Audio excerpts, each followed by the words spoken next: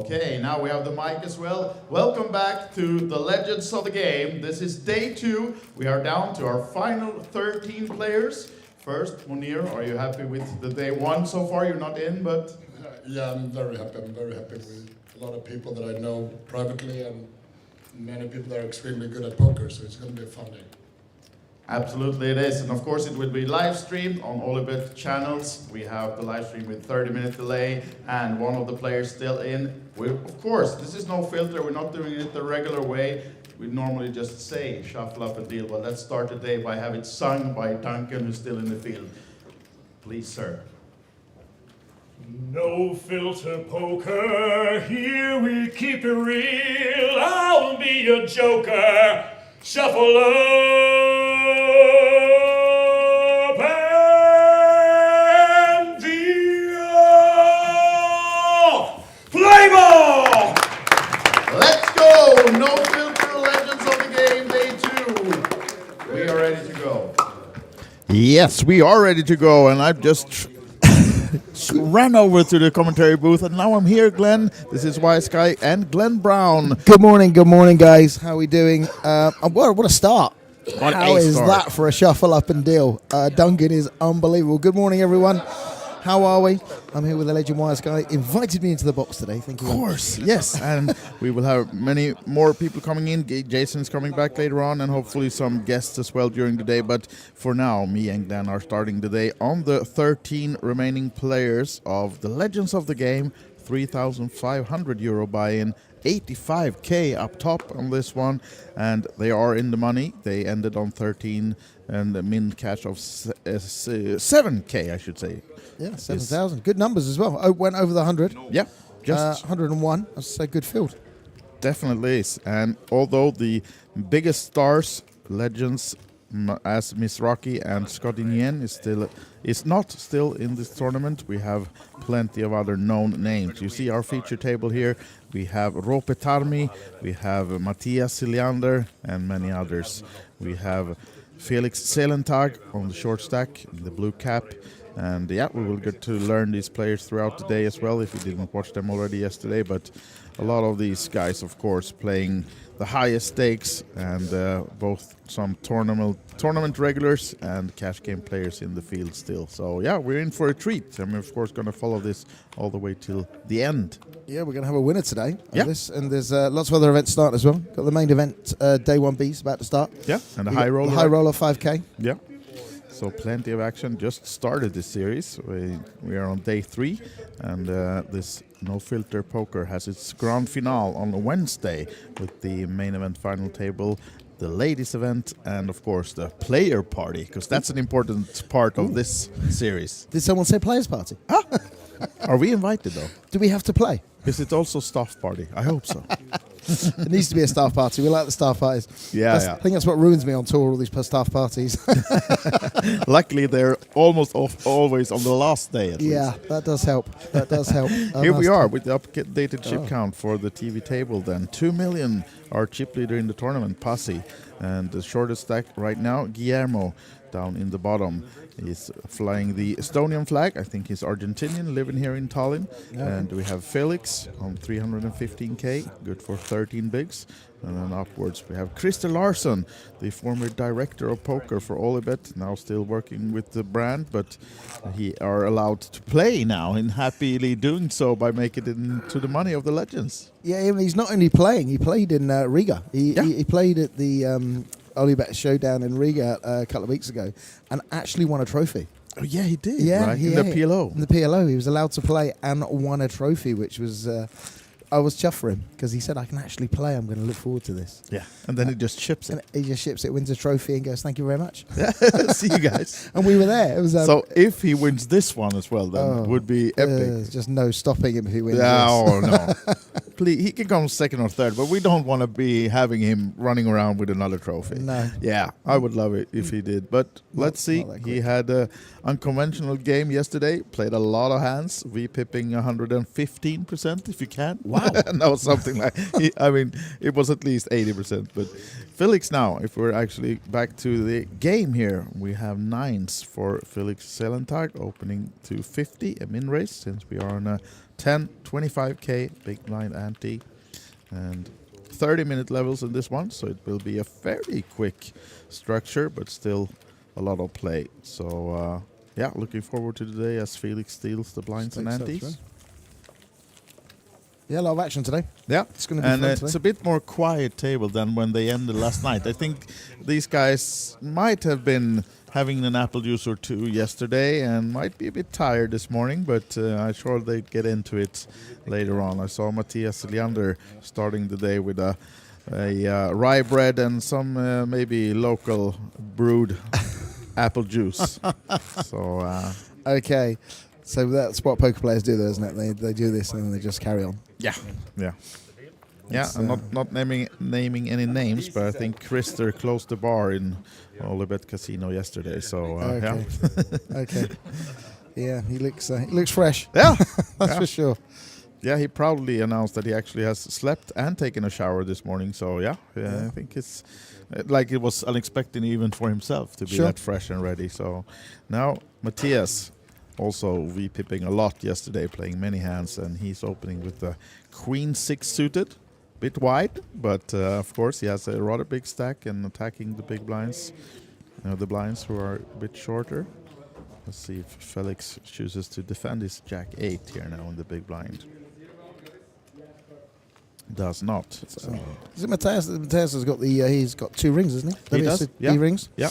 Yeah. And he's been on many final tables here in Tallinn, plays a lot here, and is the kind of player who you always see either he's out or he has a big stack. It's nothing in between. He's an aggressive and really good player, and I know, he's not afraid to take a flip or two. So, but often featured on our TV tables here in Tallinn, and has many titles to his name, both here in Tallinn and in Finland and some other places in Europe as well. I think he won a big event in Barcelona a couple of years ago also. Oh, okay. He's a good player. I've seen him around the circuit. He's a good player. I've been watching him this week. Yeah, and he's this very guy aggressive. between Christer and Matthias is Roope Tarmi of Finland, also ring winner. He won the high roller for the Kings of Tallinn back-to-back also, actually 2 years in a row, the 5K event. So he's also been on many TV tables and final tables here in Tallinn. 4s now for Matthias.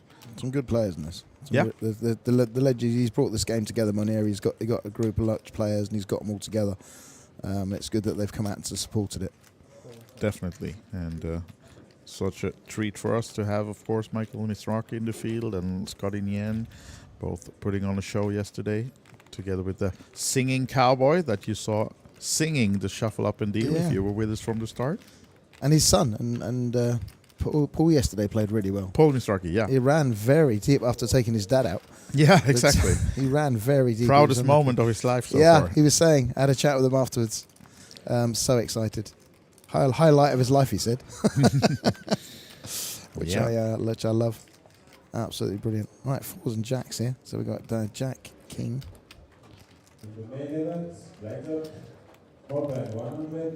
So this is our chip leader, Pasi, finding the flush draw and the gut shot. No, not gut shot, sorry, but still the flush draw on the turn. So Matthias checked the flop, but now coming with a 75k bet. The gray chips are 25, and the red ones are 5k, and then we have the green 100ks as well.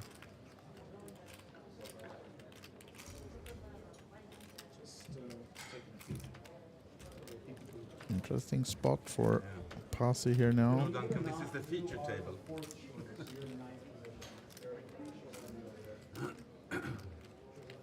Good re-raising there. Yeah, good. Okay. But chooses just to go Flat with the call. Yeah, these guys also played a lot. They have played a lot before in Finland. Oh, he gets there on the river as well. So let's see if Matthias gives this one up now, because of course that's not in any way a good card for him, even though when he gets called on the turn, he's either a straight draw or a flush draw or something like that, very possible. So expect Pasi to just collect this pot with a bet now. Yeah, he's folding here. It's good. You can't.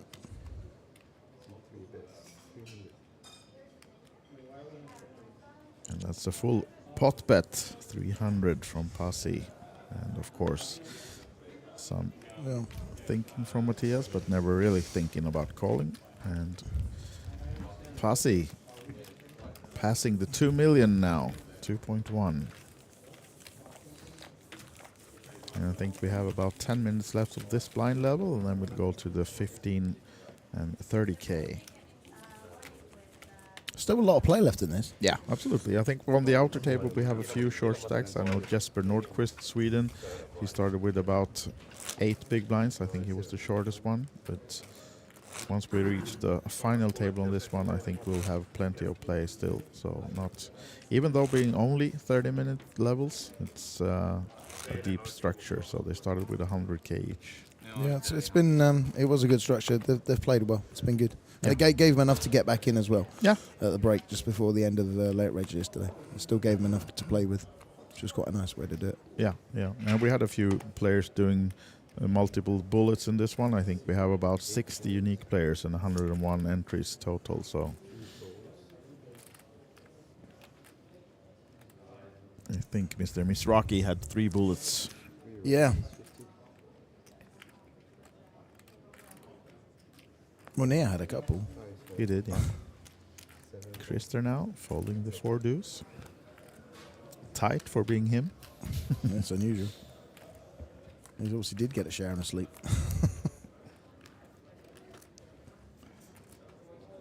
Right. Off to a flop. Heads up with Pasi and Matthias again, the Finns. And Matthias now checking the jack. And Pasi grabs the bait. Quick call with the 25K bet, and no help for Pasi on the turn. So let's see now. Matthias has checked it again, taking the passive route this time. And that's a full house for Matthias, so surely not checking a third time, but might be hard to get something more out of Pasi, even though with the ace high on the trip board. I don't think he's getting anything out of this. No. That's 125, Yeah, and snap it's even fold. folded when Yeah, he touched the chips. Chips that didn't even hit the deck. No wasting any time for Pasi here. Doesn't need any TV time. And you can see that we just lost 1 player on the outer table. We're down to 12 now, and he was actually Jesper Nordqvist, the guy on the shortest stack to start the day, who went out in 13th place, picking down some 7,050 euros for his effort, doubling his buy-in at least. I think he was on 1 bullet only, so still making some profit. Is he going to jump straight on the high roller? Did you speak to him? Is he? I think he will. I think he will. Yeah. Yeah, but does it start now already, or was it later? At on? 2 o'clock. 2 o'clock. Okay. Yeah, 2 o'clock. Local time, and that's in about 1 hour and 10 minutes. So yeah, I doubt he will be playing it from the start though, but he will definitely be in it later on. And Christer folding another one. So down to the blinds and limped by Matthias. Guillermo we haven't seen anything from yet today, but now at least he'll be playing this one. Very quiet at the table. On the short stack as well, as you can see. 245K behind now. Good for 10 bigs. And a flush draw for him, right? Straight away.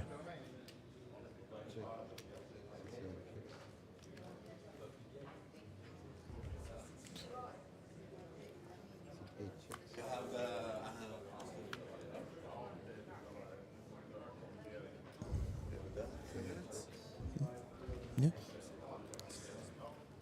So the flush comes for Guillermo on the turn, but Go, hello. on this part it might be hard for him to get anything more from Matthias. He should probably check this one and hope for Matthias trying to take the pot down on the river. It's tempting, of course, to bet that flush, and unfortunately for him, he will not get anyone, get Matthias along. Matthias is better than that. Yeah. He's not going to barrel there. Mr. Glatz is in the building. Yeah. He's in the building. The A team are going to be back in the booth. Jason is coming on soon, but Glenn, what's your plans for the day? You're going to meet some Today, stars again. I'm going to meet some stars today, yeah. I've got an interview with Mr. Mizrachi, his son. I'm going to have a quick chat with Scotty Nguyen today as well. Nguyen. Have a chat with him today, and we're going to have a chat with Mounir as well. And I think we're going to do a three-way conversation as well. We're going to have a little just how things have gone. Nice that you added the word conversation to that, yeah? yeah, three-way conversation. We're going to have some fun today. We're going to do some footage, do some bits and pieces. Duncan's been keeping the crowd entertained. Yes. Very well. We've done some stuff with Duncan this week as well. It's been fun. Yeah, you have to go to, if you're not seen it yet, the Glens have... You just posted this morning an interview with Duncan from yesterday, right? Yeah, it's just gone out on my channel, the OlyBet channel, the Poker Pro channel. It's gone out on all 3 channels. So it's a great edit. The edit team here have been amazing. Yeah. It's really nice to work with these guys. I've enjoyed it, the videographers, the editors. Look at this one now. A big one brewing between Felix and Krister. And these guys also played a lot yesterday, so Felix knows that Krister is not afraid of 3-betting rather light, although this time he has a hand, but I expect Felix to just shove it here, and Krister, of course, will be calling that off, and we'll be off to a race. That's my predictions, but let's give them a few moments. You can see that Felix is even color matching his hat today, right? Yeah, looking very blended. Yeah, maybe his wife Sarah, who was in the booth yesterday, has helped him today. Okay. You got to be on the TV table, babe. Let's color match this now. Or maybe he's a fashion guru himself. Who knows? Well, there's the all in.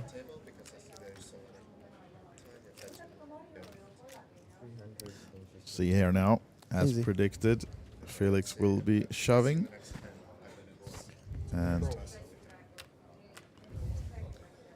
here we have the all-in and a call. Krister Larsson with the ace-queen, Felix Selentag with the jacks. So off to the race.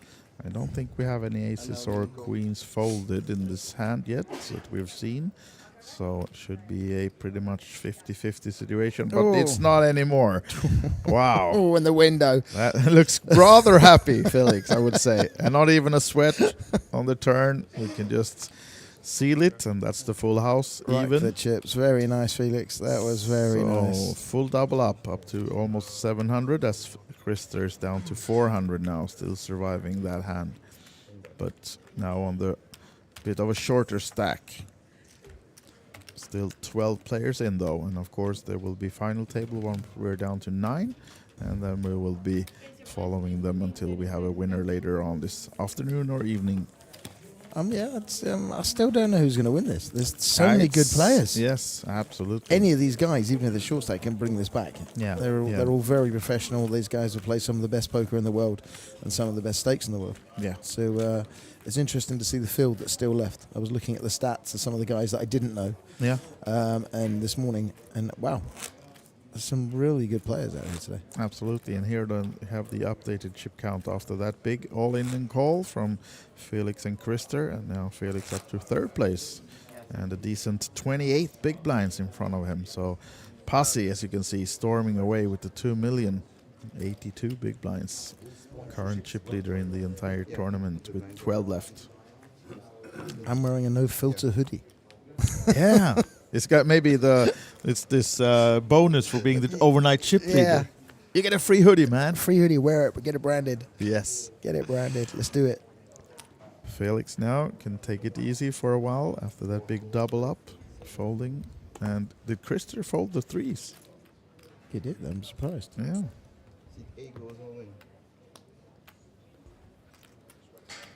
He knew Mikko folding a 3 as well. He knew it, right? There's not playing this. There's no 3s left in the deck. Guillermo shoved now. Some 10 big blinds as we just reached the 15 and 30k big blind level. So he's getting that through. Yeah. He's been quiet all the way through, apart from that flush he had with the 9-3, which he was blind versus blind. So.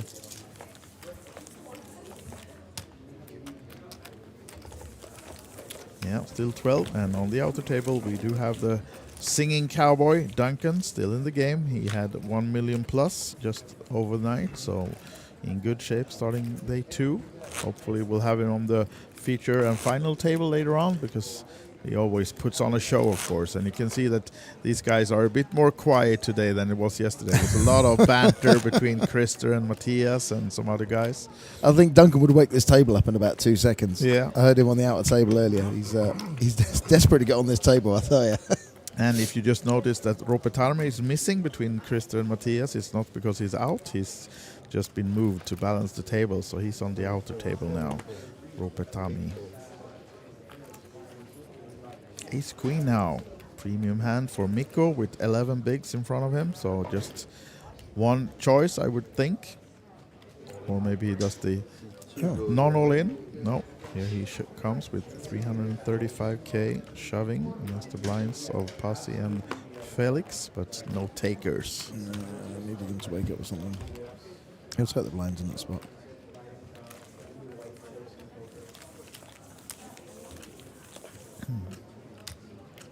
Krista's just waiting for a hand now, isn't he? Yeah. I think. I'm amazed he folded the threes. Yeah. That's I was almost really, like you would think there's some graphics wrong here. yeah, because that's Or maybe his own graphics were wrong. He saw it like, oh, it's 2-3. I'll fold yeah, this. because that's the way Krista was playing yesterday, and I've seen Krista play before. That's premium. Yeah, exactly. Exactly. I'm shocked. We have to do an interview with him as well afterwards and ask if it was really. I will have to ask him that. Yeah. Are you aware you folded pocket threes? Matthias probably not entering this one. What about Guillermo? No, already folding. And I was gonna say Mikko looks interested, but Queen 3. Now chip leader then. Time to attack some blinds maybe.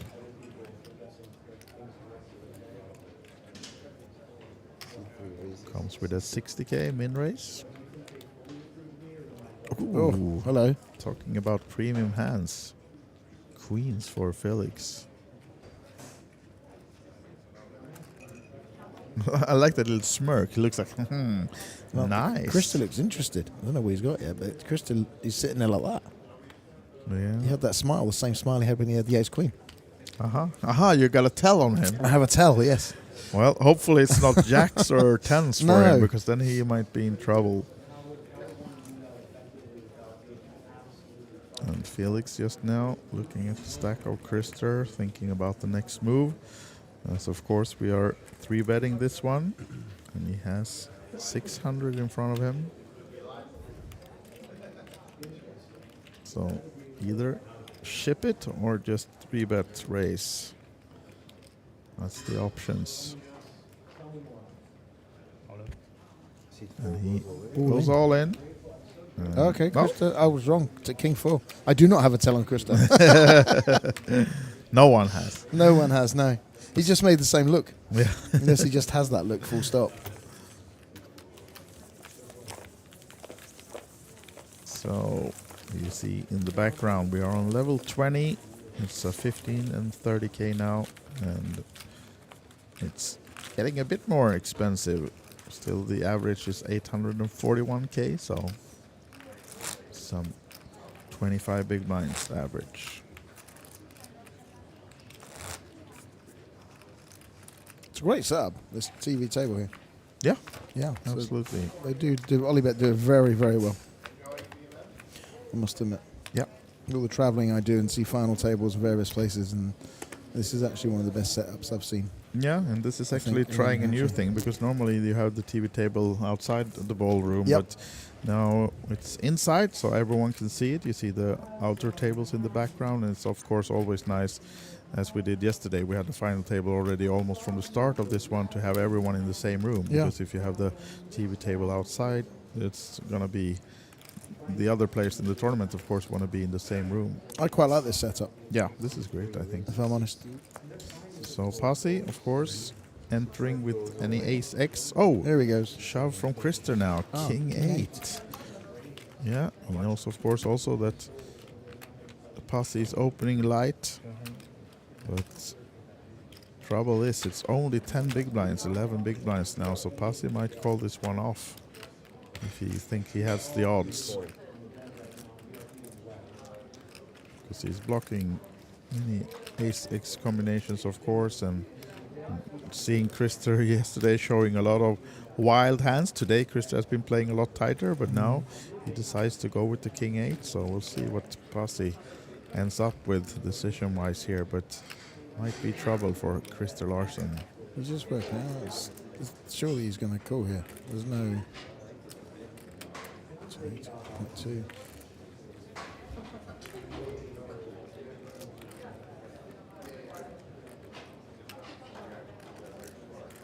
Yeah, Yep, comes with the there call. is. So Good luck, Krista. you can see that it's almost 50-50, but slightly ahead with the ace 3. Brave.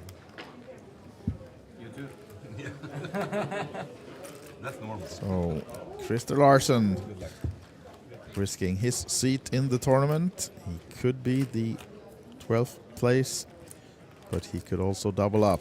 No help for him on that flop. No backdoors.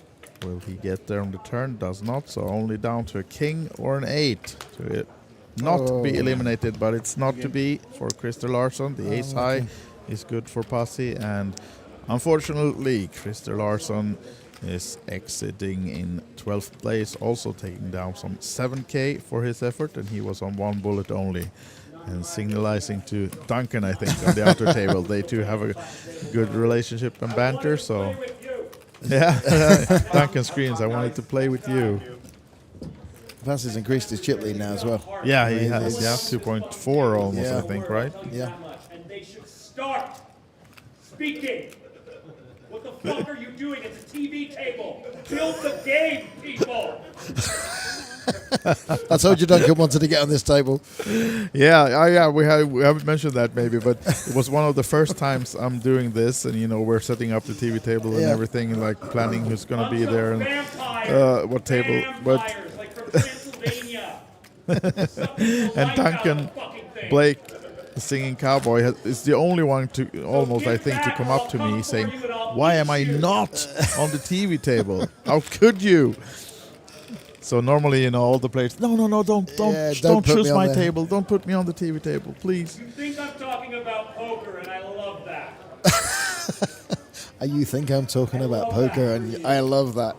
I truly hope that Duncan makes it to this final table. We have 2 more eliminations to go before we are there, but hopefully he will be on the final table to put on his show, because It'll be interesting. this is what I would say. I agree with Duncan. This is what poker needs, right? Yeah, it does. I show. totally agree. It should be a show, and I think it should be fun. And I think this is what a lot of people are missing now. Yeah. And a lot of companies are missing this as well when they do events. Mounir's got the idea it should be fun. There's various things. I'm involved with grassroots poker in the UK. That's fun. Yeah. It's what we try and bring to the game, and sometimes it's just too serious. Yeah, it is. And guys, I know it's a game. I know they're playing for big money, like these guys, but it still should be fun. Definitely, yeah. Yeah, I think we all have, like, us poker players has a responsibility to. I mean, Duncan is now, of course, a bit joking around when he's saying, "What the F are you doing? You gotta lighten up. You have to speak." But I mean, of course, it's free of choice. How you decide to put your appearance on a TV table, but I think that if you can, and I mean, help. It's helping poker. Yeah. If you don't have to be standing up singing, but you maybe could just have some A little bit of banter. present and banter, and just. Yeah, and I know this is down to it's getting down to nitty gritty now of the final, but it's even so, and I know these guys a lot of them had a late night. Yeah, that's also an excuse But actually for these guys. Absolutely, because we know Matthias is normally really talkative, and he's been quiet today so far. So He looks like he had a late night I think so. Yeah. because he was very loud yesterday. Yes. Now then, Pasi, of course, using the big stack, but decision time for Mikko, who's just having some 10, 11 bigs behind in the big blind now with an ace. Comes with the call.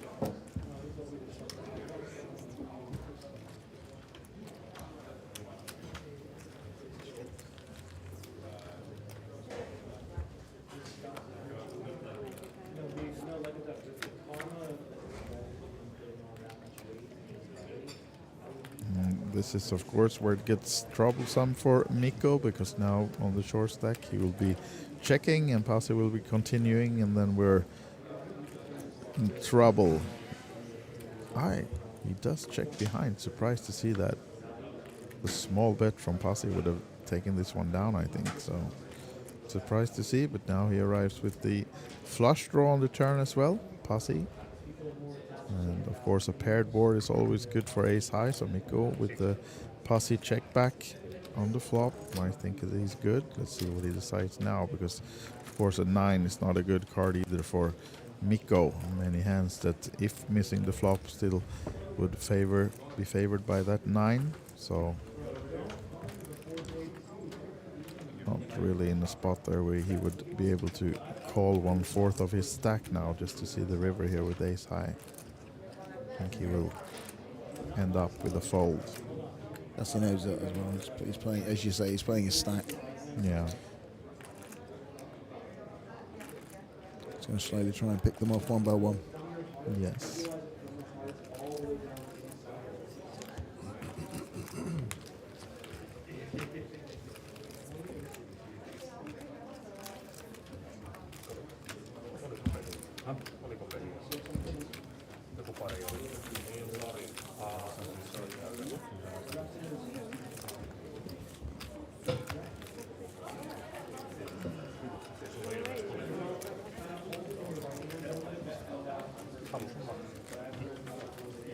Loppasit sä pasi fulli äsken?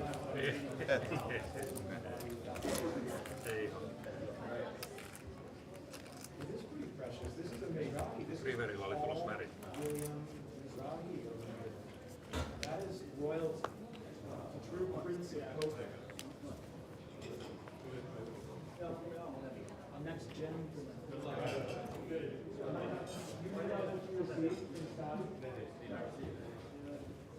Pronounce the names better.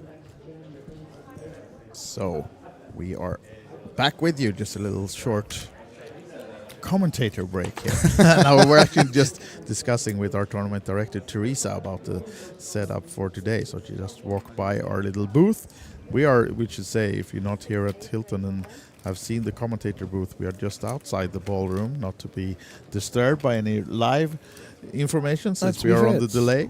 It's actually not bad, this little booth. Yeah. And actually now Jason Glatzer will be joining you, Glenn. So He I'll is, step thank you out very for much. a little bit, and then we'll see you guys I will see you in a second after your break. Yeah. So, yeah, welcome, Jason. Hello, hello, hello. Hello, good morning. How are you? Or good afternoon. Yeah, good afternoon. It looks like I missed some action. I did witness on the big screen what happened to my dear friend Krister, but I didn't see what happened in 13th place, and I'm not sure. And now I see at least the chip stacks. So Krista basically got it in with ace queen against jacks. Oh, cool. And Okay, lost a lot of his so stack. that was actually a premium hand because we saw him playing a bit differently yesterday. And then I saw the king 8 at the end. Yeah. But we were talking about he had threes and folded, which I was after the ace queen, which we thought was very unusual for Krista. Yeah. It's been a good day. How are you today? Are you well? Are you good, fresh, good, ready good. to go? Yeah, well, up bright and early. Got that morning article out on I saw the Poker.pro article, very and good. on OlyBet events. I would check it out. It gives a nice summary of what happened yesterday, not only in this event, but overall. Martin Pick was a trophy winner, another friend of mine, a local Estonian. I gave him a nice shout out in that article as well. So if you're from Estonia or you want to know what's going on here, in this event, just check it out. It's a quick, nice, easy read, and there'll be updates every day. Yeah, no, it's good articles there. As Jason says, we're going on Poker Pro and OlyBet. It's good. So how do you think the week's going so far? This is fun. But hold on a second, because Felix actually has a decision. Mr. Fake Husband here. He's got, I don't see why he would call here. Even with Mikko having a wider range even than Ace Deuce for half his stack, but he's making a decision of it. Maybe he just wants to make sure it's not like 155, which, yeah, you should probably call there. But do you want to blow up nearly half your stack with King 9 suited? And Felix, a very experienced player, Yep. learned a little bit, not more about him from his fake wife, but from our dear colleague Maureen, that he's a very popular player in the German community. I'm not going to give away, let's say, other information because I don't know.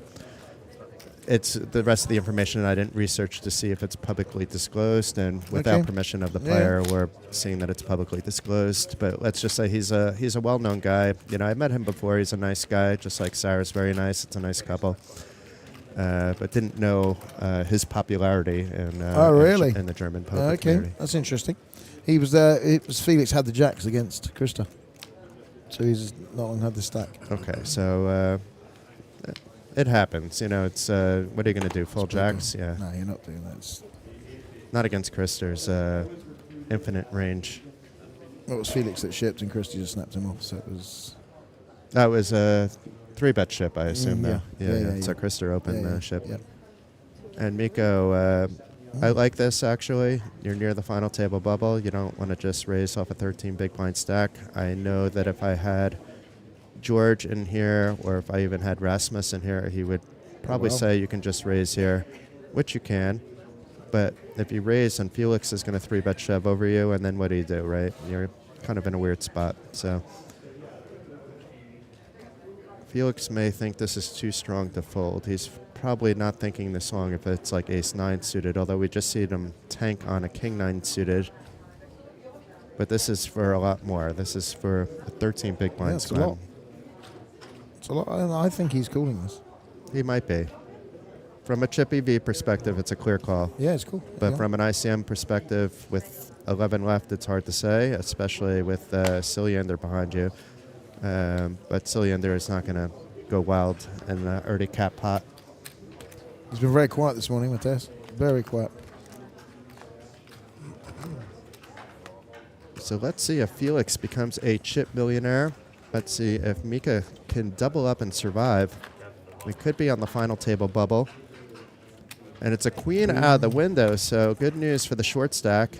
Just needs to fade that ace. And it's the 5 of diamonds. So we have a double up by Miko, up to 820,000. And now Felix in a little bit of trouble with just 10 big blinds. He's, among the short stacks. And now it's time to sweat a little bit. You want to make the final table. You want to climb up those ladders until you get a spot to go on that roller coaster upswing. But it's also hard to be patient on a short stack. So it's a sweaty spot. And I'm glad Sarah wasn't in the booth to witness the bad beat. Not that it was the baddest of bad beats. Oh, yeah. But still, he made the gutsy call. As I said, from a chip EV perspective, it's an easy call. From a ICM perspective, with 11 left, without running everything through a calculator with all the payouts and having everybody's chip stack, let's just say I think it's close. I don't even know if it's close. It may be a clear fold, actually. You're very good at these stats. I mean, that's why I like working with this. I just sit and be quiet. I just talk about other stuff. Your stats are brilliant. I mean, if you got that in your head, that's probably correct. I would have called that as a play. I don't think I would have thought that long for that. As a big stack, though, you can put pressure on players the other way. Yeah. So to do a passive call, even if you think you're good, is not always the smart move, So that's okay. And then from an ICM perspective, how that works is it's not just taking a chip is worth X fixed. You have to take all the payouts and the pay jumps into account. And when you take out all the lost future value that Felix now has, and you put that into the calculation that maybe he has like a overall 55 to 60% edge in the hand, it may be a fold actually.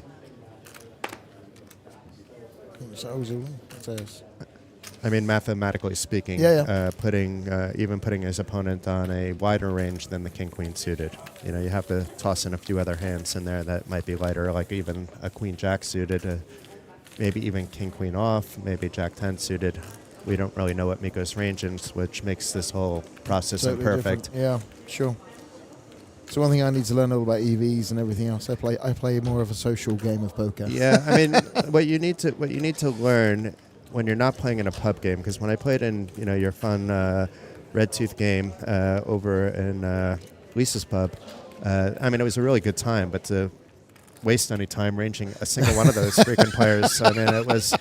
I couldn't even range myself because I was just having fun along with everybody else, right? Mad, absolutely mad. But if you're playing in a 500-pound main event, it's different. Or a over in England, or you're playing in the 1K main event, which Day 1B just started here. you can certainly range players. Their range may be infinite like Krister, but you know that at least. And, Yeah, that's true. And then you use that information to develop strategies in your play.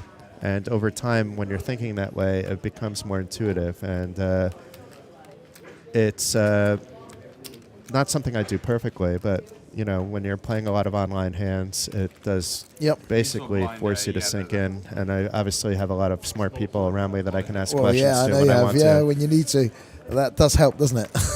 Yeah, I'm not taking advantage of that often, actually, and I should. You should, because I'm not even talking to our strategy person about strategy. And so our strategy person is going to give me some lessons, apparently, with all this stuff. So, interesting. our strategy person may be having too much fun this weekend, but that's a different story. Yeah. But back to the action, folks. We have finally a flop. I think this is the first one since I've joined the stream. And Miko with a piece after defending the big blind. He knows Cilliander's button range. These two have played together countless times over the years. Isn't just an ace there. It's very far from it. The problem is Cilliander is continuing on a high frequency when he doesn't hit, but he's also going to continue in a high frequency with that middle pair too. So it's not that the 10 should be a scare card. But after he checks back, he's obviously scared, and Miko's going to have to try to get some value now after Cilliander checked back. And Cilliander's not going to be happy about it because his opponent has a lot of 8-9s and other hands. But if he bets big, then you'll watch Cilliander actually fold. Okay.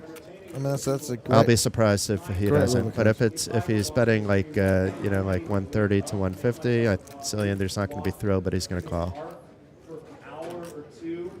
And this is small. This is maybe 135, but let's see. And look at that, 130, and Cilliander getting away from it. He called, I think. Oh, he did call? He did call, yeah. He called Okay. him up. Yeah, he did call. Okay. He did call. I was impressed for a second because, and that bet sizing, it's screaming value. Yeah. But it's also kind of like a blocker bet. I'm just playing the board. Just kind of bet as well. Good bet. It was a good bet to get paid, to be honest. All in gets the fold straight away, I think. Please take your seats at your table. If Cilliander thought more about it, I don't know if he... I think he still would have called. But if he's not putting his opponent on that many bluffs with 11 left in that spot, 130,000 may not sound like a lot with 4 big blinds, but 4 big blinds is kind of meaningful at this stage, actually. But this goes to the final table as well. And it's not big enough to push your opponent off the hand. And therefore, how often is he bluffing? Is he bluffing, 5% of the time, in which case you actually would fold if that's what you think. Yeah. I played countless hands of limit mix games over the years in cash format, just growing up on it for fun. And, you find yourself sometimes, in a spot where you're just thinking, well, I'm never possibly good, and showing a fairly okay hand, when you have like 10-1 odds, to make that final call. Talking about mixed games until we see something here, I've just experienced your mixed games, the Poker Pros mixed games, your new formats all over the place. Yeah, I'm having a little fun, Glenn. I know you are. It's great. I can't even go to play them, but I did. This is the first time I'm missing, actually, but I had a whole new format as well. But I'm actually inspired, and I mentioned this to Teresa, that it's actually inspiration from here. Oh, okay. So you're well aware that I won the do. pot limit stud high-low Yep. pot limit trophy on the same day that we won the Global Poker Awards. That's right, yeah. It was a very special day, a very special moment, and I've played my share of stud, of course, but I've never played a pot limit tournament in either one of those formats before, and it was a lot of ballers and a lot of fun. And I'm just thinking, I've already done pot limit deuce to 7 triple draw with Teresa, and she's the one that's putting all the creative stuff. Yeah, so sure. someone like me that's putting a couple of things. It seems a little special, but it's because of Teresa. Because of Teresa, where it all started. Yeah. It's all because of Teresa, So she deserves some credit there for what she's contributed to. Even what you see at some of the other festivals that are featuring mixed games. Yep. they got the power. A lot of them, they're powering mixed games themselves. I mean, I could look at Malta, which is independent of Teresa, to be fair. Yeah. But outside of the Maltese area, I would largely say because of the events that have been held here in mixed games and with the enthusiasm shown, it's empowered other festival organizers to leverage off that to push it in their own directions as well. So to move on. I can't give enough credit to Teresa. I'll eventually sit down and write about all this one day when, probably a year or two from now, when we really see mixed games more developed here. Because we're having fun watching what you've created, and some of the Poker Pro stuff's going out now. Yeah, I just don't have time to write that much anymore, Glenn. I know, you're a busy man. I like to do it, but I like to do it when it's interesting topics. I don't like to write about, the latest promo on XYZ. I like to tell people about that promo if I think it's a good promo, but to write about it is not necessarily spurring any of the creative juices. No, you've written some very creative stuff over the years. And I know how much you enjoy writing articles and doing various things, but I know you're very busy now as CEO. Yeah, times have changed. It's not just articles now, it's everything else. But it's good. It's good. There's some great stuff, content coming out. I get to share things that I've learned along my way, whether I've implemented them or not, with various people. We have a good team, and people are teaching me stuff on a daily basis as well, so it's not just a one-way activity. Yeah. We have a lot of respect going in all directions. Good team.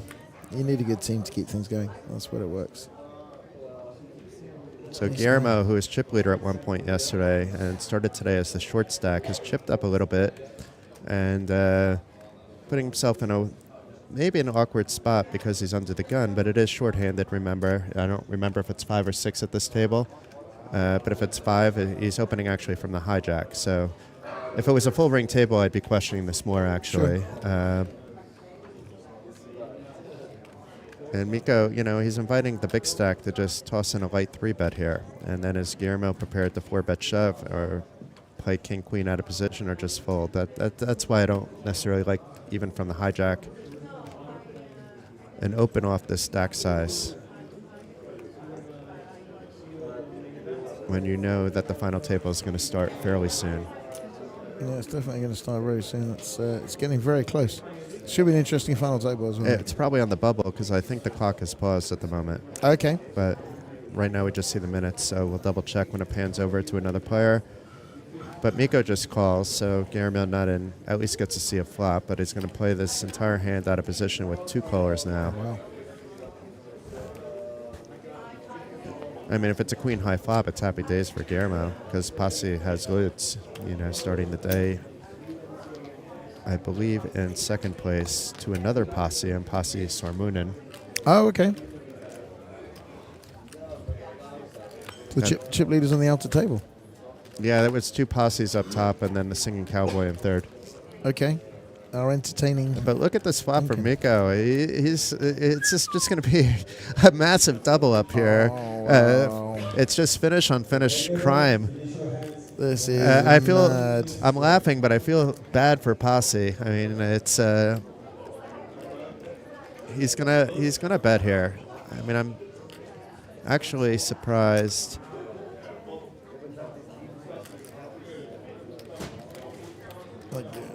I'm actually a little bit surprised Guillermo didn't take a stab based on the aggressive open from under the gun, but I think it was too crazy of a flop, so that's why I stopped what I was saying there. Is he going to flat call here? Is he going to? He should just call.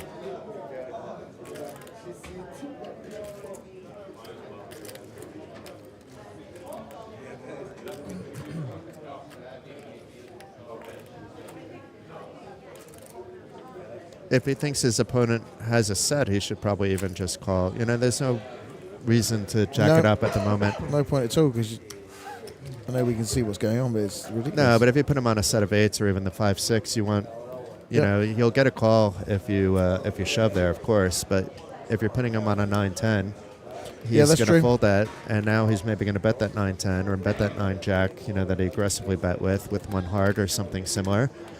we can see it's much different. That posse is just trapped. I don't think there's any possibility for him to get away.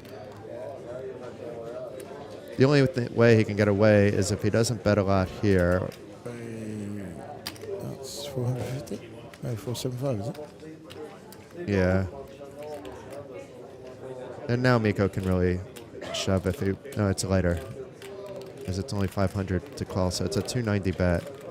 So I was gonna say that now he could shove because of the price odds, and if the 5%er that his opponent folds, so be it. And that's only because Mikko's out of position in this hand, and to ensure that he gets max value, it's going to be very ballsy for him to check. Yeah, I like this still. Percy doesn't like it. He knows. He might get it was 500. It's only 290 to call, so that was what I said. It's just there's no Passy's calling with just anything here, even a bear 9, let alone the third highest possible hand with the queen high flush. It's just unfortunate, but at the same time, it's fortunate Posse will have still plenty of chips to spare. Wow. He's going to be still in the top half of the field. Yep.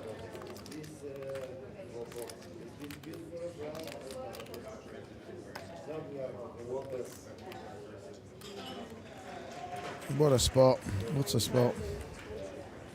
927. I don't like, but I have to go. It's actually more, as I heard 920. Yep. So it's even a bigger than call. You thought. Yeah. But he had to call, but he could fold something there. Not most of his range. He's not getting away from that. Yeah, this we know. We knew as soon as we saw what happened on the flop what was going to happen. Nice hand. A board double pairing would have saved Posse from complete destruction. That would have maybe been it. He's really built up because he was short on chips earlier on. Yeah, Mikko was nearly out the door in 11th with the king-queen against ace-10 with both players holding hearts. It seems like when hearts are involved, Mikko wins pots. He's getting there. We don't know if he's overall chip leader at the moment, but we do know that he is the table captain, commanding table captain as well. He certainly is. He's probably not too thrilled about the dealer change. I don't think he actually minds, but if you're superstitious, you wouldn't like it. But here we go. It's like Felix and Guillermo. Even if I'm Felix, I'm just hoping I don't have to pay the blind before we're on the final table. It's actually okay to go down to 3.4 big blinds if you think that'll get you to the final table. It's not optimal, not ideal, but you shouldn't necessarily be taking every marginal spot, even as the shortest in this kind of field where not everybody cares about a min cash. Yeah. Where I'm pretty sure Felix does, and I'm pretty sure Guillermo does, even though the win is much more meaningful, that they play mathematically enough to know that a min cash being double the buy-in, it's silly to piss that away. Sure. Now, you're talking to somebody that soft bubbles live tournaments for I a know. living until, that whole UK experience until I went on that really nice run. It was like 5 soft bubbles in a row and then cashing in 6 events in a row with the win, but, That's how you do it. I just see Duncan's at the table. He was looking to see what's going on. So I wonder how much chips Duncan's got. But that would fall into the category where I wasn't crying about soft bubbles outside of one event where I maybe moaned a little bit. Felix made a move there. From the button. He's made a move. Let's go, Felix. Right, This may work. Let's wait for the hand because we may have a buster. Yeah, I mean, if he's called, he's going to be behind. We know that. I think Cilliander's folding, and we don't know what Guillermo has as another short stack. That is true. There could be 2 short stacks, but I mean, if Guillermo wakes up with 8s or better, then we're going to see something, maybe even lighter than that, because there's some double value in eliminating, the short stack and getting to the final table.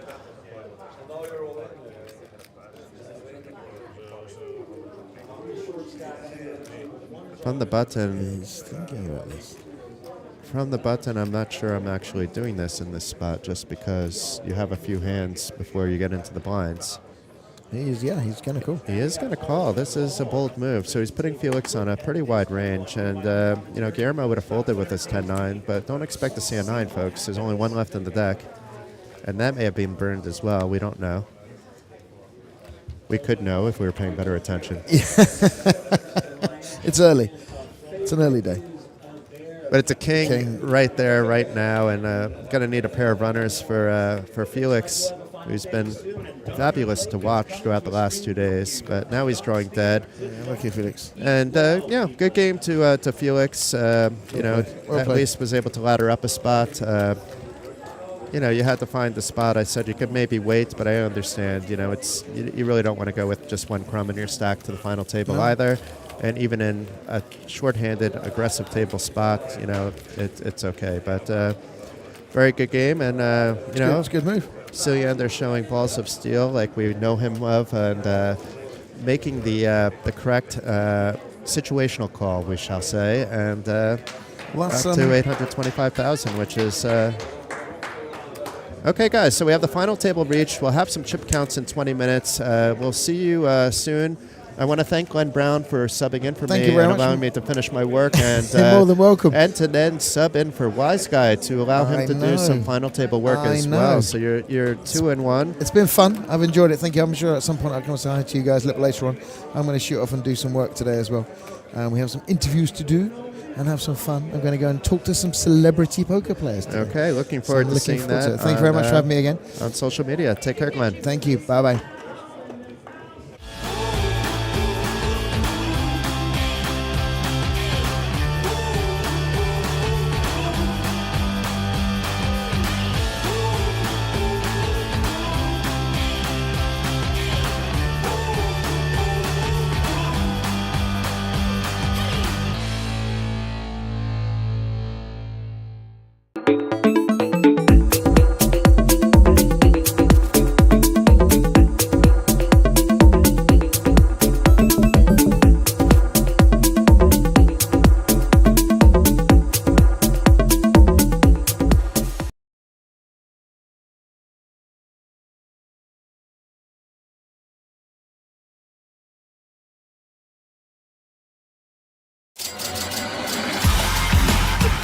Poker festival in Northern Europe. Kings of Tallinn. 60-plus tournaments. 10 unforgettable days. Yes! February 2026. Hilton Tallinn Park Hotel and Olympic Park Casino. Kings of Tallinn.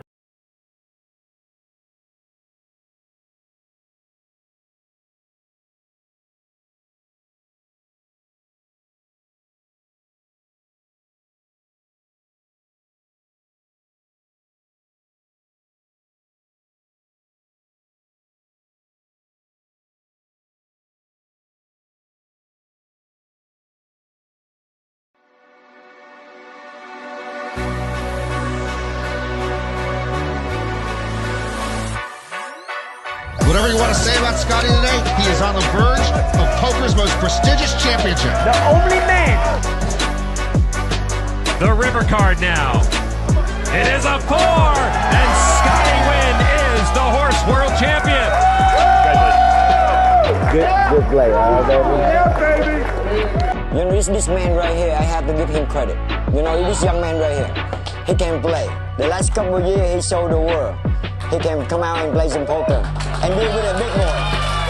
Well, it's not even over yet. We're getting speeches here. I love this. All right. I like what he said. A lot of heart right there. But it's all coming down to this card. What's it going to be? If it's not a queen, Scotty's going to win. He's done it. Scotty's made the ace-high flush to take this title. Oh my God. Scotty just moved all in. I think Scotty has a 9 here. And I think he's going to get, well, we'll see if he gets called or not. You think Kevin could have an overcard? I don't have any idea. This is a very interesting hand here. You par gonna be all over, baby.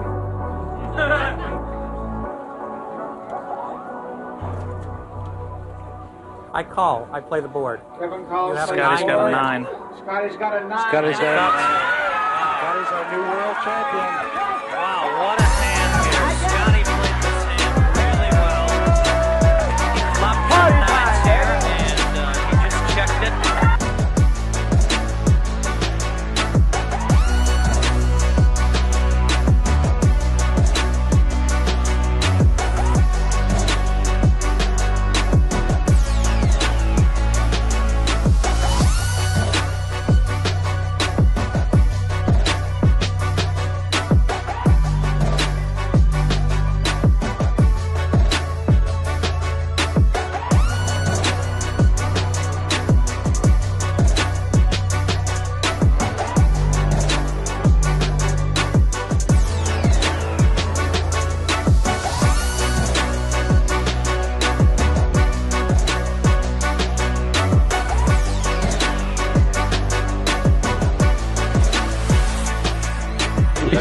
Just needle him for having a full stack. This man here is telling us how good he is and how much money he has, and now look at his stack. It's an embarrassment.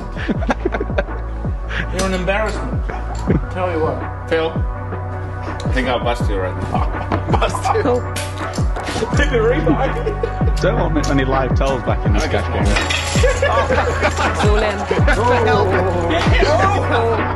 Don't you flop once? I have a 5.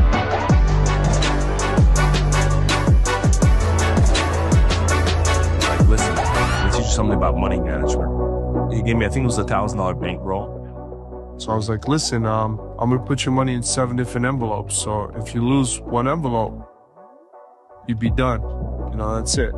If you win, you just hold the money and you open the next envelope the next day and you have more money to work with. After the first day, Rob coming back to the room and he sees all 7 envelopes open after the first day. No, the first time where I saw, like, this guy's an animal. Like, he can't help himself. I like to spend money, I like to have fun, I like to enjoy myself. Would definitely open the 7 envelopes today. It's over, we're in. It's over, right? It's over. We won, let's go. Wait a minute. It's not over, Grinder. Mikey, wait a minute. He's got board pairs. Are we reading the board wrong? Hang on a minute. It's over? Oh, it's a 9. Shit, I didn't know that. Shit. I didn't see 2 pairs. Everybody relax. This would be a catastrophic swing if the board were to pair the ace or the 9 here and give Wozniak the double. Mikey, baby. No ace or 9. No ace or 9. No ace or 9. That's all it would take. And it's over.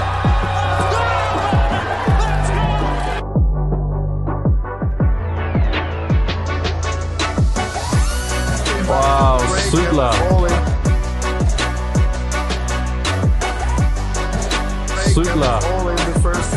Run like Sootla. This guy really does. I mean, he could do, right? Straight away. Covers by 400k. Wow. Yeah. Ooh, so... Now we don't want to see that king. No, he doesn't want to see the king, and he doesn't want to see a jack either. And that's a safe card for him, so a jack, 7, or a queen. That's what the Japanese player is looking for here.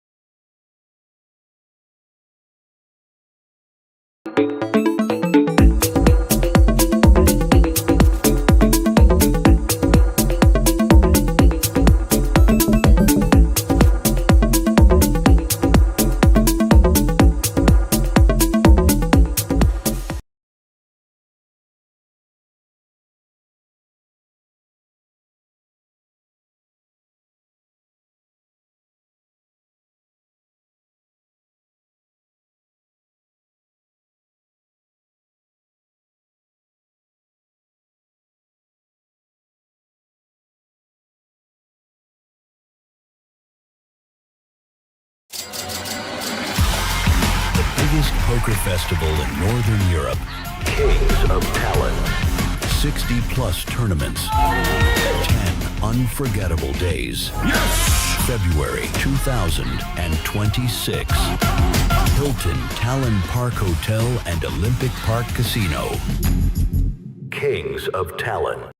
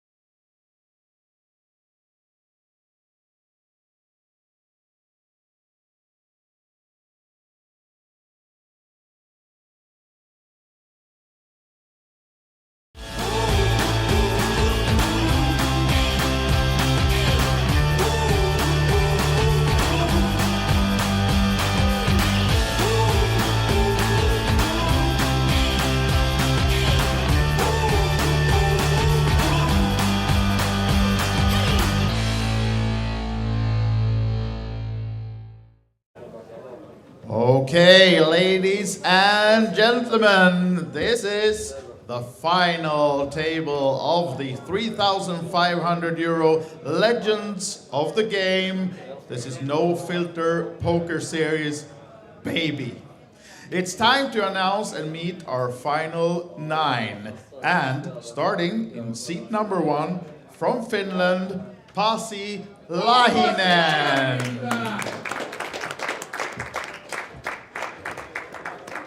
Joining him from Finland in seat number 2, our overnight chip leader, now on the final table, Pasi Sormunen.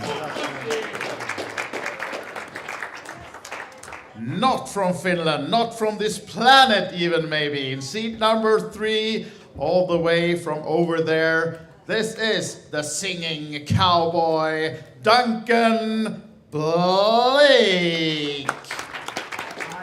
A red door and it's painted Duncan Blake. No colors anymore, I ate them by mistake.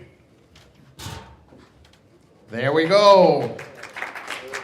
And for you, following him, players, feel free to do a song as well. You don't have to though. In seat number 4, from Finland as well, this is Mikko Ylimäki.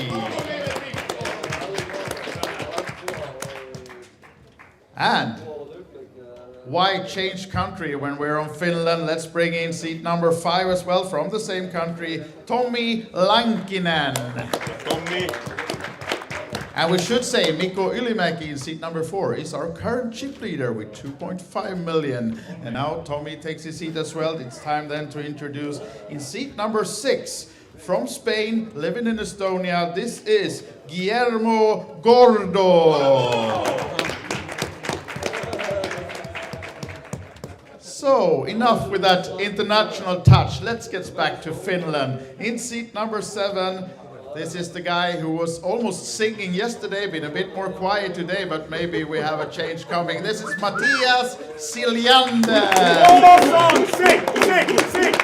Drink! Skål! Staying in Finland, in seat number 8, and record holder by having the most letters in his name, at least on this final table. This is Antti Mikael Mäki-Fränti. And concluding the final table, there shouldn't be a final table in a high-stakes tournament in Tallinn if it wasn't for, we've been missing this guy, he's on everyone. This is from Finland, Roope Tarmi. That is our final 9. Of course, this will be live streamed as well on OlyBet Poker, so feel free to spread the word. And I'll leave it over to the tournament director, Anna, to shortly start and do the shuffle up and deal. Good luck, players. Enjoy, and remember, have fun.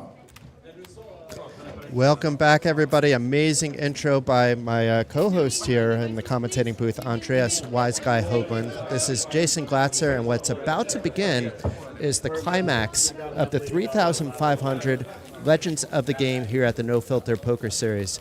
There is a whopping 85,400 euro top prize on the line, but players have already locked up 9,451 euros, so Ernie will go home a little bit happy, but obviously 85,000 reasons to be happier, Andreas. So definitely, yeah. As you said, Jason, time to reach the climax, finally. So yeah, and we have a new chip leader, and it was Mikko Ylimäki. I think it was after that last hand that we saw to oust Felix Silentag, whose partner Sarah has joined us yesterday in the booth in 10th place. And now the dynamic is going to be completely different. ICM is going to be completely in a lot of players' heads, but not everybody. Certainly Roope, Siljander, possibly Blake are more interested in the trophy. I'm not saying they're going to completely ignore really disastrous ICM blow-ups, but they will probably be playing more of a chip EV type of format. Yeah, and 2 flags. Find the 2 wrongs in this picture, or the 7 wrongs. What do you say? Well, there's one that's definitely wrong at the very end, but I know what you were trying to say. But yeah. Guillermo's an Estonian resident. Maybe he has an Estonian passport, but he's definitely, has Spain and I believe his Hendon mob and I believe I've even spoken Spanish to him in the past. You know? He told me he's from Spain, but he's been living here in Tallinn for a few years, actually. So he's allowed to fly the Estonian flag, but of it's course... no different than me. I fly the Lithuanian flag just because I've lived there for almost 20 years. I'm given permission to, just because the citizenship is quite difficult, actually. But maybe Guillermo is an Estonian citizen by now. I know he does like it here. Yeah, and now he actually Right shoves it right away. King Jack suited, early position, but of course, nice hand. I believe it came in as the short stack, right? So, yeah, you know, this isn't bad, actually. This is standard. It makes it a non-all-in, but still. Yeah, the betting size you can debate, but it's still a shove whether... Yeah. Oh, look at this. Action right away with Duncan on the 9, so we will have a... Wasting no time. Flip here right away, first hand at the final table. So Duncan, right away, not even thinking. I mean, 9's as strong it was going to call, but... yeah, but as you said, also he's here to change the trophy, I think, and he's fine with that flop. 2 queens and a 3, so still way ahead with the 9s. Need a king or a jack only. Oh, not to be, and first hand out. The Finn domination is even more now, because we have 8 players left, and 7 of them then is from Finland. Only Duncan Blake still not the only non-Finnish player left at the table and the tournament. Maybe he'll quickly get his Finnish citizenship just so we can have an all-Finnish affair. But I want to give congratulations to Guillermo Gordo Cifuentes. It was a nice run, 9,451 euros in this very difficult field of 101 entries. Something to be proud about for sure. Yeah, absolutely. Yeah, so here you see the updated chip count. Duncan now up to 3rd place in chips. So should we ask the chat who they're rooting to win? Yeah, sure. It's been a little bit quiet there today. I just checked in on it during the break, and we have payouts and we have afternoon gents from Wilco Wilkins. So good afternoon to you too, sir. Yeah, I think me and Glenn actually forgot to mention that you can connect with us through the OlyBet Poker YouTube chat if you're watching on that channel. I gave away a hoodie yesterday. Yeah, we did. We have to remember to also ship that one. Probably find a way to give out a hoodie today as well. Well, what we could do is if people that are watching now can get into a contest, you can't pick the same winner that somebody else has already picked. Okay, so it's first come, first serve. First serve, and if that player winds up winning the event, whether you're here or not, the team at No Filter will figure out how to get you a hoodie. Yeah, good idea. So first one in the YouTube OlyBet Poker chat to name your winner, and that person is actually the winner eventually in the afternoon. You are eligible to pick up a hoodie or get one sent to you. The No Filter Poker Series hoodie. And before anybody asks, it's 1 entry per person, so don't just spam all 8 remaining players. All out, exactly. Don't log into your grandmother's account trying to cheat. Just 1 name, please, per person. As our reminiscing old JJ Prodigy, 2-decade-old scandals. And here we have Anna correcting the share of Guillermo, who is out. Anna is the tournament director of this event and this tournament. And we have a dealer change coming as well, by the looks of it. Yes. And now down to 8 then. And next one, 11,000 something for the 8th place finisher, and 85K up top. That's a big one, Jason. Yeah. Somebody's going to have a happy night tonight. Yeah, I think most of these guys are, but they're already having a happy Finns aren't really getting started yet. You know, Matthias is having an apple juice back there, but the other guy seems rather quiet so far. Matthias, I think, has been going since the beginning of yesterday and hasn't stopped. But we've seen him do that so many times and win tournaments from beginning to end. Finish, cause I eats me spinach. I'm Python the Sailor Man. Toot toot. Singing Cowboy maybe didn't get enough sleep last night either, but he's going to entertain us, I'm pretty sure, thanks to that. But that was a new tune by Singing Cowboy. Yeah, he's good with this, just coming up with words, right, to include. Maniac on the floor. And I'm calling like I've never called before, yeah. I'm a maniac on the floor. Very kind. Very kind. You're so kind to them. It's cool to see. I'm just playing my game. The No Filter Poker Series. Where else will I get the chance to truly be myself? Where else is there in this world for me? Where? Oh dear, I ask you to have mercy. I ask you to have pity on my kind. Proud people. Displaying his theatrical skills on top of his musical entourage. This guy should be on Broadway. And we await your further instructions. Even Rupert Tarmi's laughing. I haven't seen him smile since 1989. At least he's off the poker table. He's smiling. Yeah, I know. I mean, on the tables. Yes. Sorry, not to point him out as a boring person. Just as he's very composed when he's on our TV tables normally. But yeah. But we have a pop brewing between Ante Mikel and Mr. Cowboy. And right now, Mr. Cowboy should be able to get away from this. Yeah. Did call the flop bet though, but did not pick up any added outs with any flush draw on the turn. So another bet from Ante Mikel here is probably gonna get it done. As he's sizing up the chips, 25k chips. So that should be 130.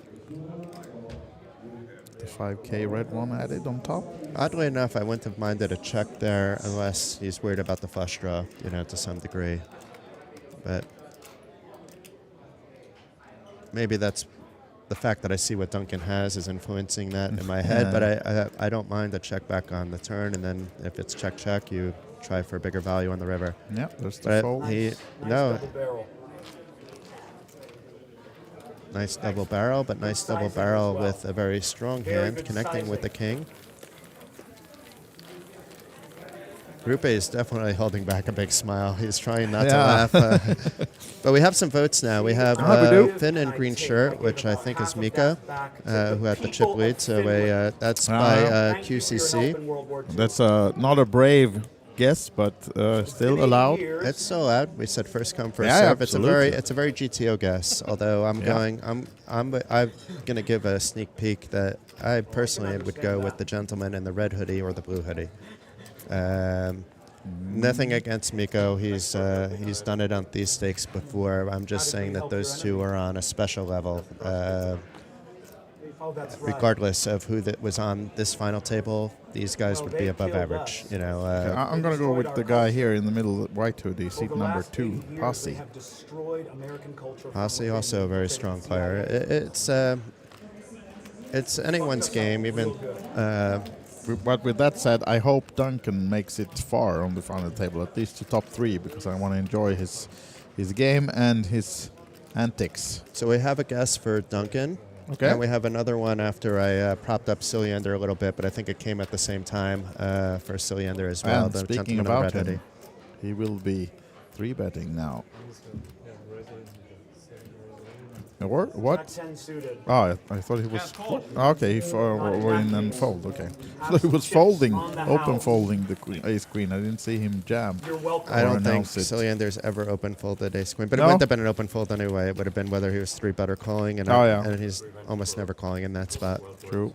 Here we go with the updated chip count. Then you can see Mikko still way up in front, 2.5, and Rupe Tarmi, the shortest stack on the table with 12 bigs in front of him, as we are on the 40K blind level. What kind of odds do I get betting on Rupe? Although I should check that he's still in real time before doing that. But he gets 6.5 on Rupe. That's it. He has 12 big blinds. Yeah, but he's one of the strongest players, and a double up, and he's top 3. Top 4, so yeah, that's not a bet I'm taking. Sorry, Rupe. It's not. But we're not all bad. I'm not getting the wise bet, the smart guy.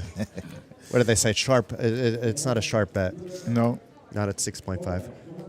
No, I am the Emperor America. I was crowned in Las Vegas, the World Series of Poker on July 4th, 2025. Yet I am merciful and kind. And I take accountability for my past transgressions. Maybe we could I just wonder what sit his past back, transgressions are. If Yeah, we're you sitting get back, curious, we should almost mic him into us, but then we can't talk any hands because we're giving him free information and telling him what his opponents have. But true, just so he can answer some of our questions in 30-minute delay time. The ethics behind all that obviously won't allow us to do that, but it would be fun. Yeah. And Ante Mikel jamming the lot with ace-jack, finding a good spot with Mikko's, I wouldn't say loose open, but an open that he can't call a 3-bet shove to with 9-8 suited. So the man with the most letters at the final table now still doesn't have the most chips, but picked up a risk-free pot there.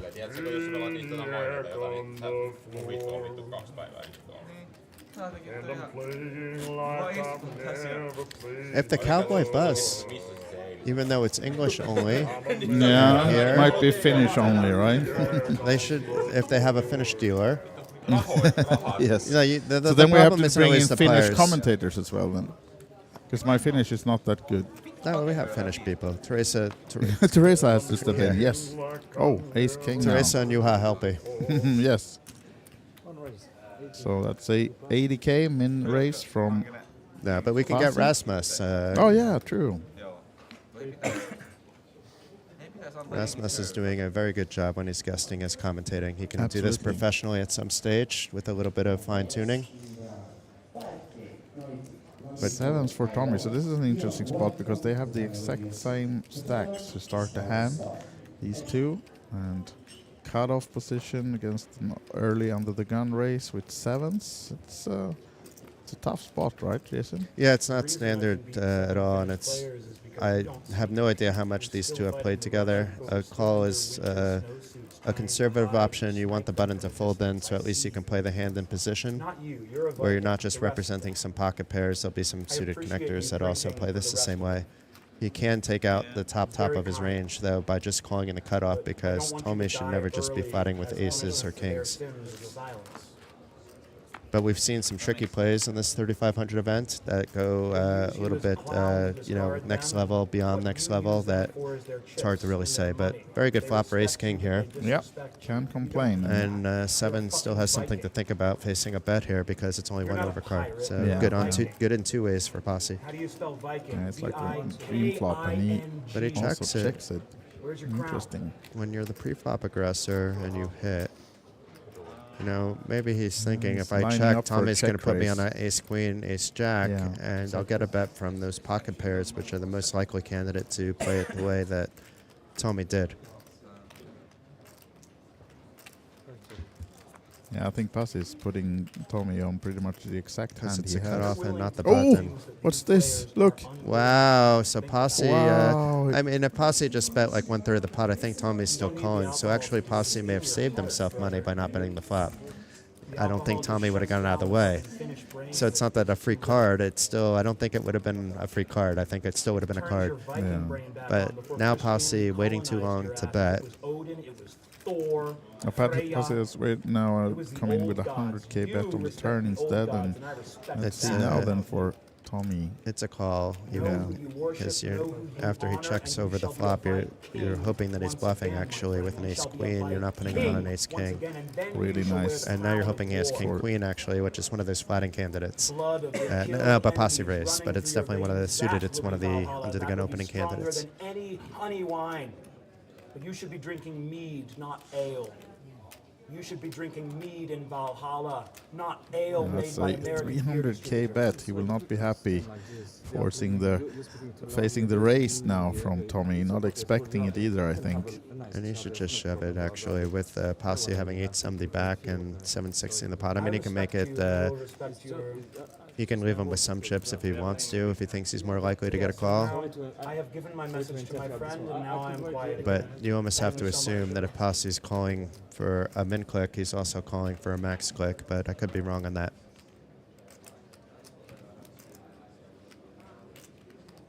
I don't like leaving chips out there, though, so that's why I'm shoving. Yeah.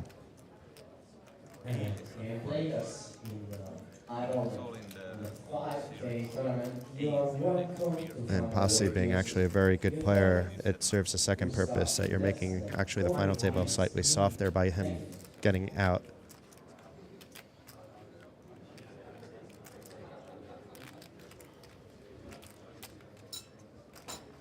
Maybe. Yeah, he's just going to shove it. Yeah, pretty much. He maybe took too long to come to that decision because now it doesn't look like a bluff at all. No.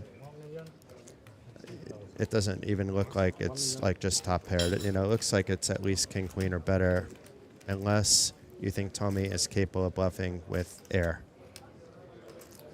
He's not doing this with pocket eights, I don't think. No. He may call, but I don't think he's even in the hand anymore with pocket eights. He's just folding on the river.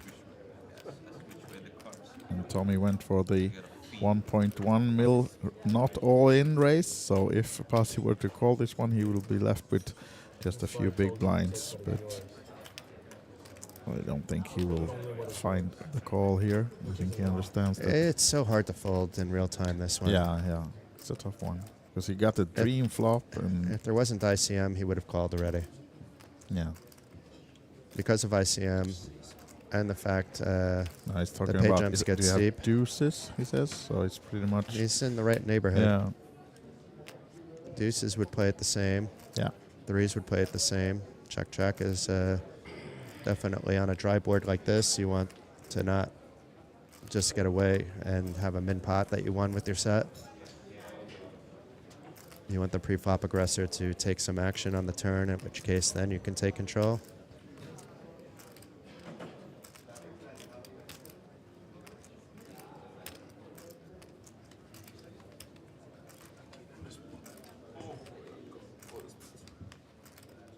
And this is the difference between playing online and live. You have to make your decision much faster, and it may have led to an impulsive call.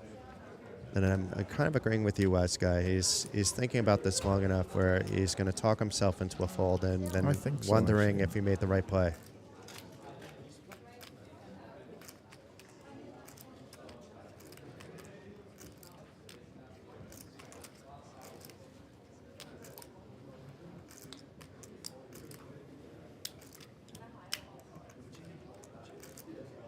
Because both Posse and Tommy strike me as players that are thinking mathematically quite a bit. Yeah. Rupe I know is.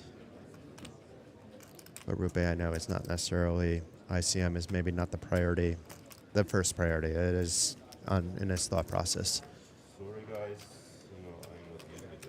Posse apologizing, but nobody's called the clock. No. Even the Cowboys been quiet for you. Yeah, giving the respect and the time, so liking that. People understand this is a spot for potentially your tournament life, even though you have crumbs left. Yeah. They don't even know that at this point because unless they're counting the chips, we see the numbers. They only see the physical chips, but they understand this is a big moment for Posse Linton. Also big for Tommy Lankinen. He definitely wants to call at this point. The stalling has been long enough where he knows exactly what Posse has. Because Posse's calling with king queen probably. So he knows exactly what Posse has. He's not thinking about ace queen this long. Yeah, it's ace king or aces, but yeah. There we go. Fold. Very nice fold there by Posse, and I know we both said he's going to come to that conclusion, but that doesn't make it any easier what he just did there. No, absolutely not. Guessing, but yeah. That's awfully difficult to do in real time.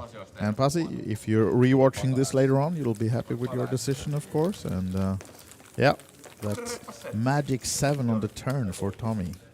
So another, let's say, check mark in my mental head on Posse, who I've really only seen, at recent events, even though he's been around, and he kind of caught my eye as another strong player that I asked a little bit to Juhani about during the, it was either the WSOP circuit or the Kings. Yeah.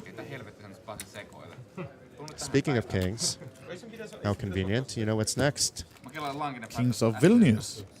And do you know the dates of the Kings of Vilnius, Wise Guy? Because I may not, even though I live there. My best guess is the 14th to 22nd. I think it's 15th, no, 14th and 23rd, I think. 23rd, even. Yeah. Okay. And when do you arrive at Wise Guy? Because you're going to be making your first appearance to Vilnius. Yes, I am. I think I arrive on the 14th, right? Because I'm leaving the 17th. Yeah, I can only be there for a couple of days. Yeah, 14th to 17th, you can expect my presence. We have another legend joining us. Maybe not a Hold'em legend like these guys, but just a legend in the poker community here, Peter Bergman. So it's good to see him in the house as well. Yeah, good to see that he hasn't visited a hairdresser this year either. So yeah, that's good, and it makes you look better because you've been to a hairdresser recently. Now then, Antti Mikael with tens after the early race from Pasi. Pasi trying it again then under the gun. Oh, sorry, this is the other Pasi, of course. Sormunen now under the gun, but it's early Pasi race at least.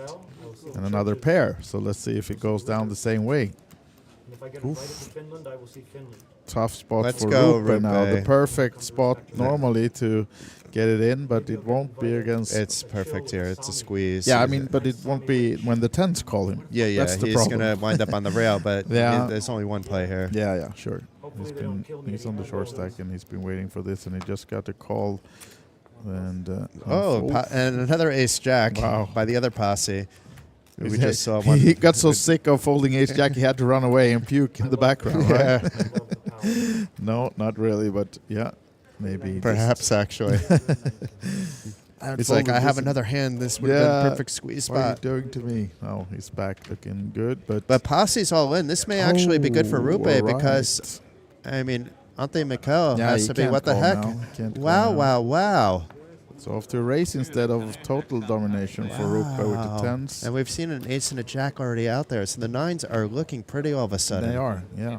So anyone in the chat has these guys? I have Rupe. Oh, yeah, but you're not allowed to compete. Oh, man. Do we have anyone in the chat who has Rupe? No. Oh, no? Okay. Can I put it in the chat? Late. You can do if he get. Now you can put it in the chat. Okay, come on, Rupe. We got a 9 coming. We need to work it. There's only one left as well, as you can see. Only one left. Yeah. 1 9 is folded. It's going to be the other 9 of clubs. Or 9 of spades. It's a 7 of spades. So Rupe Tarme. It's been a nice run. I have all the time in the world for Rupe. He's a really good guy, and he's also, as I said, probably in my head, along with Cilliander and a few others, one of the top 5 Finnish poker tournament players coming from Finland. So nice run, 8th place, 11,950 euros. Certainly not your highest cash as a 2-time circuit winner here in Tallinn, but nice 5-figure score nonetheless to add to your CV. Your poker CV, that is. I don't think that'll get you too many jobs outside of poker. Don't say that. But within poker, you never know. But congratulations again. And the final 7 have locked up now 14,850 euros. So it's going up. Yeah, and I'm sure we're going to see him in the high roller starting in an hour or so. We're actually real time starting now, right? Already started. Yeah, it's who is confirmed in that? Because I asked Jesper, my friend Jesper Nordqvist, had a coffee with him this morning, and it was actually over here already when I saw that Glenn was in, and I said, you guys have some time. So I was asking him about the 5K, and he's not going to play it, actually. Okay, yeah. But we know Jesper's playing a lot less poker these days, so I don't think that's indicative of the field per se, but I'm just it's going to need like that base of like 8 players, and then all of a sudden people will join in, Let me read you the names, because currently there's 1 table in this tournament, and if you ever want to play with some legends, you should run away from this boost and reg this one, because if you're in this one round, not only will you be playing with Rupe Tarmi, Elias Suhonen, Lukas Soirainen, and Mounir Tajiou, you will have 2 other guys on the table as well. You might recognize the name Scotty Nguyen, or maybe the Michael Mizrachi himself. No, that sounds like a very soft game that I should enter. Yeah? That's I'll stake you. That's it's just a 5K. 5x the max that I feel comfortable playing without having big decisions potentially be too conservative. So it seems like a good spot for me. Yeah, I think you'll do well. Yeah. And I think they delayed the start a bit because they haven't started just yet. There's 6 people so maybe right this will now, end and I can Yes. Put in 5K into an event I have zero chance in having a long-term positive EV in. Sounds like a great idea. But yeah, no, it'd be a lot of fun, and if I had a bit more money, and 5,000 meant the same as 500, and that was slightly minus EV, because it's not heavy minus EV, let's face it, just slightly, then it's yeah, it would be an honor, actually. I mean, I played with a lot of the big names over the years, both as a poker player growing up in New Jersey in the early 90s, and later on, just being who I am in, the poker sphere. Yeah, and we should say that actually they're starting in a bit, and they have split this field up in 2 tables, and on one table now is actually Scotty and Michael together, and they have Luka Sorainen as well on the table, so that's a nice starting table of 3. Yeah, I mean, so I don't think people understand how good Luka is. Exactly. It's like he's on the level of these guys. You know, he really is. He is like Michael's special 13 years because old. of the whole Poker Players Championship more than WSOP main events. So to win that 4 times, yeah, Michael's in his own class. But when we're talking about No Limit Hold'em 6 Max, there's not too many players that understand that format better than Luka Sorainen. We've seen him so many times in the 3K 6 Max, just crushing things and always having good awareness, always putting the aggression on at the right time. So, and QCC was the one voting for the Finn in the green shirt, and we have a vote for Duncan and now also one for Cilliander. But for those of you who missed it, we have a little competition for you guys in the YouTube chat, OlyBet Poker channel.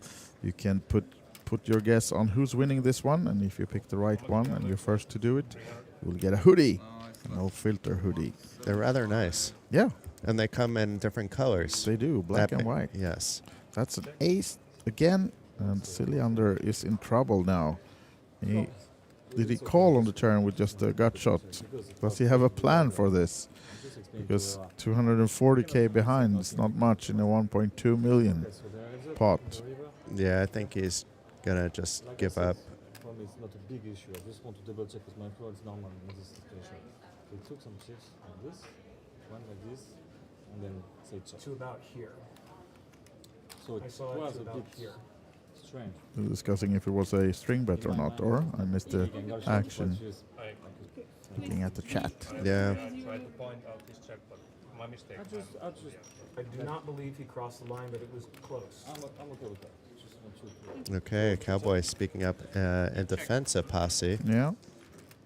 He is playing some mind games with the, songs a little bit, having a little bit of fun, but he's just doing that naturally. It's not that he's intentionally, I don't think, doing mind games, and this actually kind of proves it. When you stand up for your opponent at your own detriment, because you want your opponent to be punished in a vacuum, it shows a sign of character. All right, so Cilliander trying the bluff now, and it's only some 5 big blinds, and Posse has the king. I mean, he has to call this one. No way he's folding. So this might be it. Red more blue in the chat, who was voting for Cilliander to win this one, because I'd be very surprised if Posse finds the fold here. Yeah, he has to call, and I've jinxed both him and Tarme, picking them out as the 2 you're players. the jinxer. Wow, They're don't say anyone else me. now. Don't name any names. You're just Cilliander will forgive me with a beer. eyeballing them. And Rupe will just laugh at me. Yeah.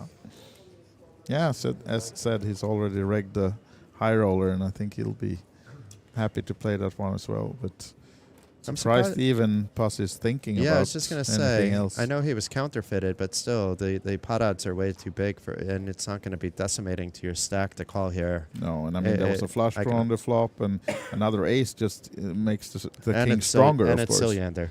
Yeah. And Posse knows it's Cilliander. Yeah.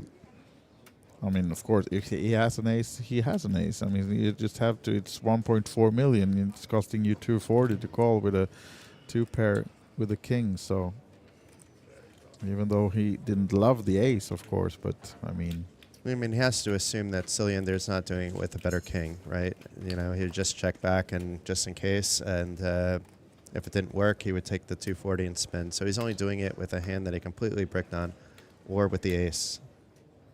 And or with this is a different poker flaws face. Combination with a You cannot tell that this guy is on a bluff, right? No big. No, because he would be playing at the same exact lines if he had ace-king. Yeah. That doesn't mean you should be folding here, though. I mean, he's going to call. There's a 0 chance. I already owe you a lap around the poker room, I believe, at some stage. Are you doing another lap if he folds? Well, I can go double or nothing now. Yeah. No. Okay. You never get It away doesn't from work. that. I tried. Today might be the day that I do it because I don't expect this to go till midnight. Oh, We're already no, down true. to 7. Yeah. I hope it goes a bit longer. We Should had be some down very to good 6 poker. very soon. And then it'll mirror the 5K.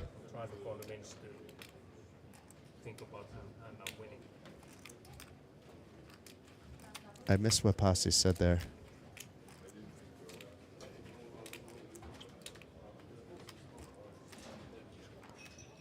And it was in English. And Duncan has the token in his eye now like a pirate. Duncan is having fun no matter what's happening.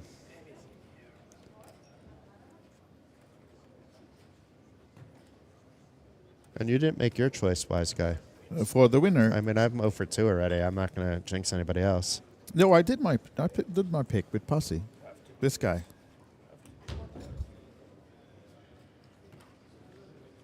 This is my pick. That's why I'm so surprised to see him. Start of the day chip leader.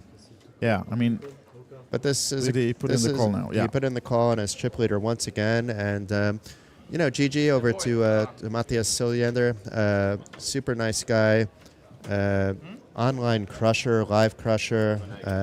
He has balls of steel is the best way to put him. Yeah, I had a talk with him this morning. He was just having a sandwich by the bar before hitting the feature table, and all around nice guy. And I imagine we'll see him in the 5K. He has 3 bullets now, thanks to cashing for 14,850 euros, and we have a ladder up. So 18,450 euros. Everybody guaranteed another 3,600 euros just by watching Mr. Siljander walk away with his adult beverage. Yes, exactly. And these are the 6 and the updated chip count. So Pasi and Mikko even almost at the top with 50 bigs-ish each. And Duncan still doing well. So now we can bet USA versus Finland, but somebody already has Duncan. Yeah. And I'm more aligned with the Finnish poker community than the American one. Sorry, guys, but I am. I'm on Team Finland for this one, too. I like Duncan, so I'm going to root for Duncan individually. It seems like you have every I'm very conflicted. I now. think what Duncan needs to do during the break, if we make it to a break, is quickly run to the Finnish embassy, explain to him that I'm the Finnish cowboy and his situation, that his flag is off, and that he needs to quickly get a piece of paper that says it's okay to have a Finnish flag. Yeah, and he needs to change that, what do you call it, those things on the jacket he has to blue instead of black. And a blue tie. Then he's accepted. And a little Dominic's saying has to call it anyway. It's 200K. Yeah, I mean it is a snap. I mean if you're playing a million hands of online poker, you're not even thinking about it and moving on. And if you're wrong, you're wrong. Yeah, if you're right, exactly. you're right. In this spot, I mean you have, as I explained, it was a 3,600 euro pay jump. Yeah, it's only 240,000 more. Yeah, I explained that wouldn't be crippling to his stack, but at the same time, taking away 23% or so of your chip stack at this stage actually represents a lot of ICM unearned money, theoretical money. So if you honestly are thinking, is he only doing this when he has it? The line makes sense that he has the goods. He needed to think out. He needed to talk himself out of at that. That basically that Siljander's range of doing that is basically what we've seen. He can pile on the aggression at any time. And being you weren't risking your tournament life, it was a very easy call. But this is probably what he was thinking about, is my guess. And I made 1 call for myself, so I'm He wasn't Hollywooding. He's not that type of player. Baby. 3 for 3 on kill shots. Duncan Blake. Duncan Blake is, kill shots. I'm not sure I understand what he's on about now, but I imagine that means he's eliminated 3 players.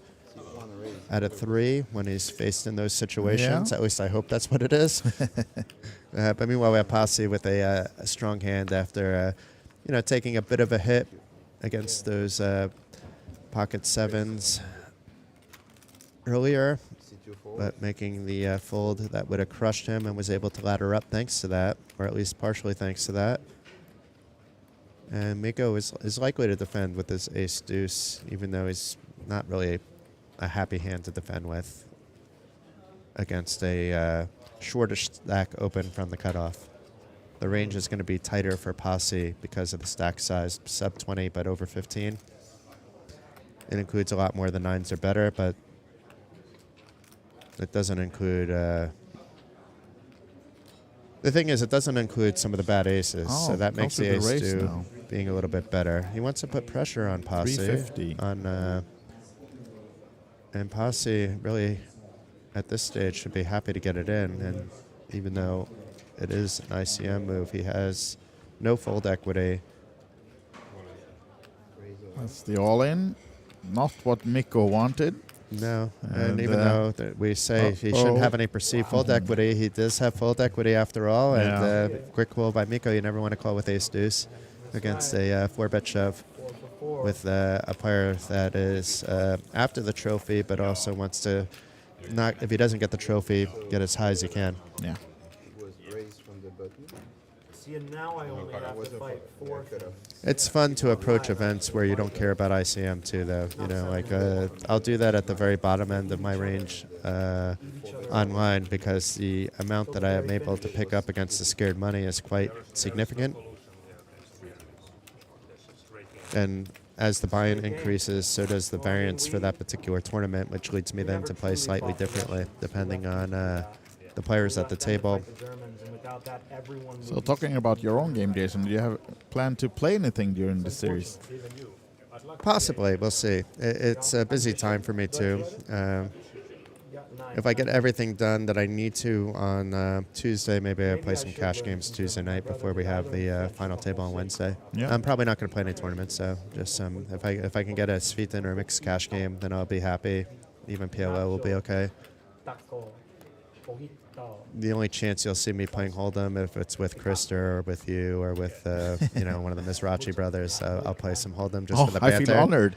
Only with me, Krister, or the Mizrachis. Yeah, that's a good. It's a very short list actually. Maybe and Teddy, of course. Yeah. Agreed. French is more important for culture. Yeah, we're here to have fun, of course. And stream-wise, we should say that we do have a stream coming tomorrow as well. There's a cash game planned for tomorrow night. And the preliminary start of the stream is 18:30 local time, but we'll see, with cash game players and everything, it might be slightly delayed, never know. But the plan is to have a cash game tomorrow. Not sure who and what stakes and what game, but we'll find that out tomorrow and update our social channels for OlyBet Poker and Poker Pro. But then Wednesday, for sure, is the final table, or maybe the 2 final tables of the main event being streamed as well, all the way till the end. I think we will start maybe on even 2 or 3 tables on Wednesday, because if the field gets big, it makes sense. It'll be, but it's not going to be like a 3 a.m. ending. I think even with that. No, I think actually because they have planned it that the main event should end around 9-10 in the evening, so you can have the player party afterwards. So if it goes a little bit longer, it's not a big deal. No. But here we had a nice 3-bet shove. Actually, a 4-bet shove by Antti Mikkel. Solver approved, as they say, with ace-5 suited. It's the one hand that randomly says that a 4-bet is very good. Yeah. In certain situations, obviously. Jason, smile. We're on camera. Lenka is here, our fantastic photographer of the series, as always with OlyBet. She's doing her very best, and let me tell you, that's better than most, because this is someone that's magic with the camera. So you can also check on OlyBet events, I think, the gallery for all the photos from the series to find your friends or foes on photos. And possibly the best photographer not to receive a GPI award yet. And she was nominated once, but it's harder for the European photographers in an American-dominated environment. Now she's taking a photo of us, so maybe this will be the one that gets her. No, this is going to be the one that basically makes sure that she's not going to get an award. Yeah, this is why they scratched her off the list. Yeah, because she's taking too many pictures of Jason and Jason. She's complaining about the lights. I think it's. But we have to pay attention here. We have Duncan. We have Duncan with an open here with 120 from the cutoff, and Tommy waking up with the Cowboys. And I mean, we all like having the Cowboy. Yeah, Cowboy against two Cowboys. It's not fair. It's 2-1. Yeah, this is. But it's gonna be trouble for Duncan, and maybe he doubles up. It's not that Ace King can't get there against Kings. He has that Ace. He has a suited Ace King, but there's no way Tommy is just gonna call from the small blind and let the big blind come along, especially in a Look spot at Duncan where now. He's breathing heavily, like he's already in a trouble, but he doesn't know what's coming. Yeah, he's not singing, or like normally and already he's singing. Please don't fold or something like that. I don't think he pulled that one out yet. He's been quiet for a while now. And there he sees the bad news about the. There we go. We just have to be a little more patient. But Duncan's gonna 4-bet shove. That's the only move here. You can't just call here. Finland is for me. Okay, good luck, Duncan. Tommy with the snap call. He's looking for a pocket pair. Ace King is not one of the hands he actually does want to see, just because there is still potential. One of the biggest pot of the tournament, if not the biggest so far. Ace King suited for Duncan Blake. Some clubs for the sweat. No clubs. One club. One club, okay, but no ace. No 7 of spades club on the turn, down to only 3 outs then. The 3 aces for Duncan. It's not to be, unfortunately. And Tommy taps the table. We have only Finnish players left when we're down to 5 in this Legends of the Game No Filter Poker Series. Unfortunately, this fantastic entertainer. Run it with the Sunnet. So the Finnish domination now continues with the elimination of Duncan. He will, though, go to the cashier eventually when he collects his things to collect the 6th place prize of 18,450 euros. So a nice run by Duncan. He's not just a singing cowboy, but doing fine. For the next 5 people. I hope you like it, stream. DUNCANSBLAKE on Instagram for more adventures. Okay, Duncan with an interesting exit there, but the final 5 have locked up 22,850 euros. Nobody is really in super jeopardy, with the shortest stack being Posse with 26 bigs. Tommy, after winning that massive pot, is the first player to reach the 3 million chip count barrier. Yeah. You don't have to speak Finnish if you don't want. All right.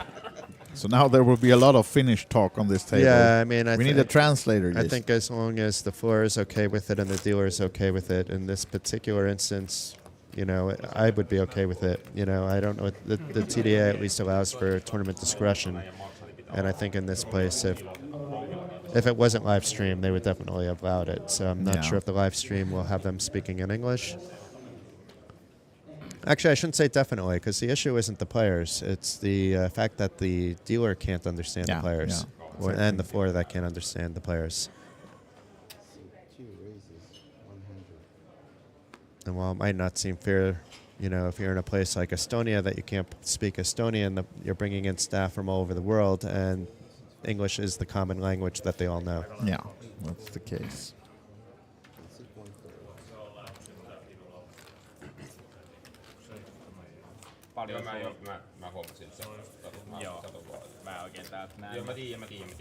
Okay, it looks like at least in between hands now. Yeah, in between, but they've been doing that already. But yeah, we just haven't heard it loudly because of Duncan. Exactly. There's almost someone else who's been louder. Cough, Duncan. Cough. He's not wrong, though. It's going to get a little bit less entertaining, but now we can actually focus on more poker. So it works both ways. I enjoyed having Duncan there.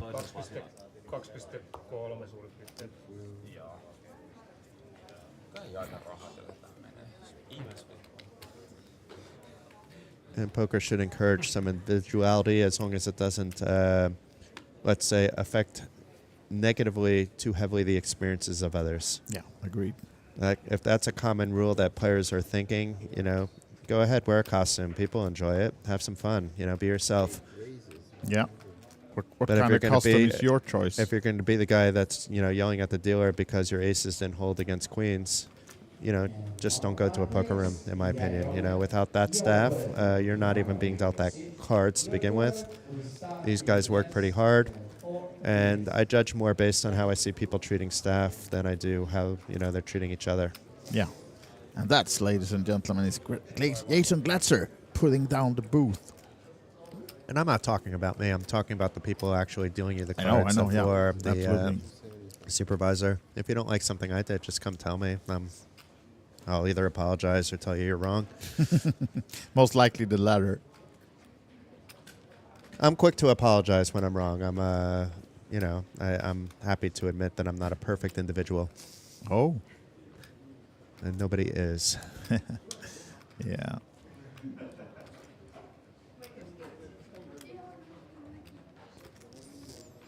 What do you think about this 3-bet? I mean, I wasn't making much of it. Oh, interesting. Now Posse is getting some. But what we have to just realize here is now Posse kind of understands there's an opportunity here, that he has a chip leader that maybe, because we've seen Tommy play, and Tommy is an incredibly gifted player, but I've seen him with big stacks before, and it's not that you have a complete gear change. He's still playing the situations. Yeah. Yes, but he's not. I wouldn't expect to see that 3-bet on a consistent basis as a one-off occasionally, like we saw. So I want to we'll keep our eyes on Posse to see if he's going to try to take the reins.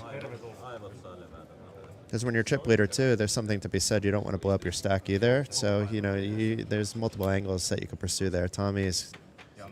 I'm not saying I fully understand his approach, but based on my opinion, based on what I've seen, that's my impression. King Jack from under the gun. Opened by Tommy, speaking of him, but this is fairly standard, and just a call by Posse this time. So he 3-bet a button open with 6-5 from the big blind, then flats with the dominating king-queen suited from the small blind against the under the gun open, respecting Tommy's under the gun opening range. Meanwhile, Tommy gets rewarded by not getting 3-bet with the top pair, but it's still a scary flop with all hearts going. And check by Posse, understanding, 3 hearts, I have 2 clubs, king or queen may not even help me, even if it's not a heart. And Tommy's like, well, not that great. I don't want to see another heart. I hope he doesn't have 2, but we're going to bet for value here. Oh. But it was a very Check small raise. bet. It was a check raise. Interesting. So Posse had something else in his head, and this goes back to the whole aggression thing. Interesting spot for Tommy, because these are 2 big stacks on this table, and they're starting to play a big pot if Tommy stays involved in this one. And I mean, why shouldn't he? It's the top pair, and of course there's 3 hearts, but now Posse, the plan didn't work. Let's adapt. But if he fires again, it could work actually. Yeah, it could. But he has to fire because big. Tommy has to protect the stack. Like if he's saying Posse is going to bet big and then I have to commit the rest on the river. Quick bet. Then I'm in trouble. Quick. But this doesn't look that big, so he's setting himself for a big river bet perhaps. I think this is a 3-street setup, because you're not, if you're getting him to call check raise on the flop, this sizing, you're basically trying to put it in your head, I'm betting for value with the flush, and that will lead to a big river bet.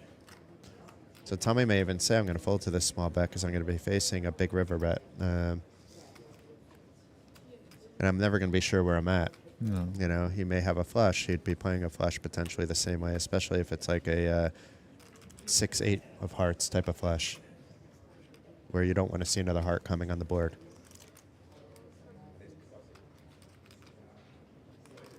We have a guess for Tommy, but I don't know if we've closed the guessing yet. I think we're about to, but I'll still allow it. Absolutely, Yodu. Nobody guessed yet, so I think it's fair. Yeah, exactly. And it's another heart. This may be the saving grace, actually, for Posse, because he may be thinking, well, Tommy was reluctantly calling, And would he be reluctantly calling with an ace of hearts? Probably not, but with the king of hearts, maybe, you know? And this is a spot, but Pasi he's doesn't know it, say, but that was the dream card for him. But what is he now repping? Was he repping that he had a flush king high all along that he was doing this with? Yeah, exactly. This is, yeah. I mean, that's the line he has to go with, and he has been 500 into 1.5. But this is tough, of course. It's super tough. Yeah, gives it up. I mean, you have to give super props to Pasi there. I mean, taking showed? the chip lead like a boss. I mean, was that your Finnish translation, right, or what he said himself? Yeah. I mean, that was. yeah. That was special. This was super special this year. Yeah, this was a big hand for Pasi. And I can completely understand the line that Tommy took. Yeah. Just faced with the absolute nightmare card on the river with another heart and an ace as well. So, yeah.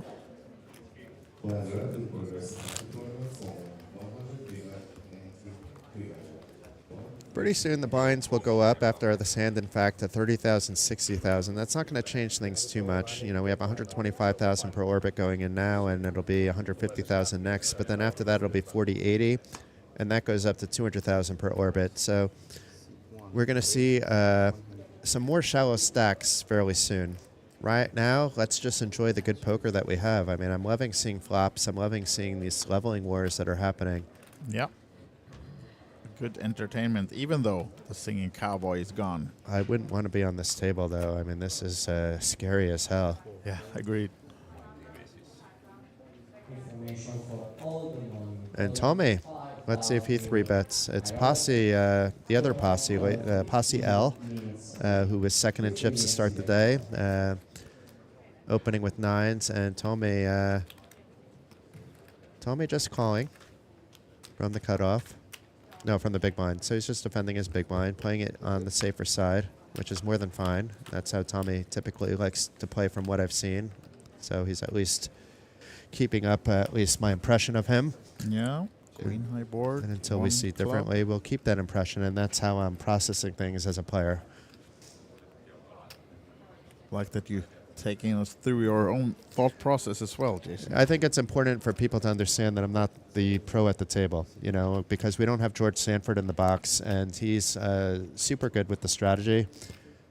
I'm more than happy to explain the flow of things and what I'm thinking, but at the end of the day, I'm not on the same level as any of these 5 players. I mean, these are 5 of the biggest poker beasts in Finland. Yeah. Who is a very strong country, even without Siljander or Tarme at the table. Look at this card. Taking away 2 really strong ones. If Tommy could pick a card and it wouldn't be an ace or a 10, he'll pick the deuce of clubs on the turn, because this is adding a lot of more outs for him, of course. It was check back call on the flop. And not the worst of cards, because now he picks up the flush draw and the straight draw. It would be a beautiful spot to bet here if it was check on the flop. But you could still lead out here, if you don't think Pasi has really got that queen, and take out those pocket pairs, take out potentially even a better ace. But this is a blocker bet, folks. This is just, I want to see a river cheaply, or at least I want to know where I'm at if I'm going to be blasted off this. Because even though he has a ton of outs, we see what they are. I mean, some of them are even counterfeited. So technically he has 18 outs in his head. So he actually has 36% chance if he thinks his opponent has a piece of the board to win this hand. A little bit less if he thinks he only has 13 outs if he thinks his opponent has a queen. That's no help, but it does fill up the flush draw. Not the one he wanted, though, Tommy, but let's see now what he decides to go with, because he knows he can't win this one by checking.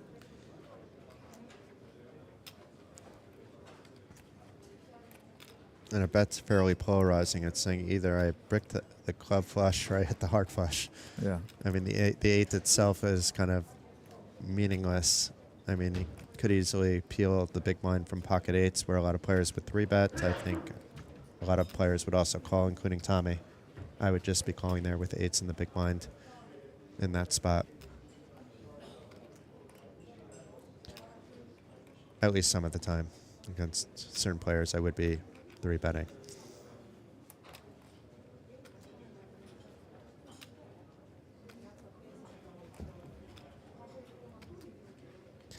Let's see. What are you going to do, Tommy? I think if we're making a prediction, I think it's going to go check, check. Okay, my prediction is a 425k bet from Tommy. It would be the right sizing.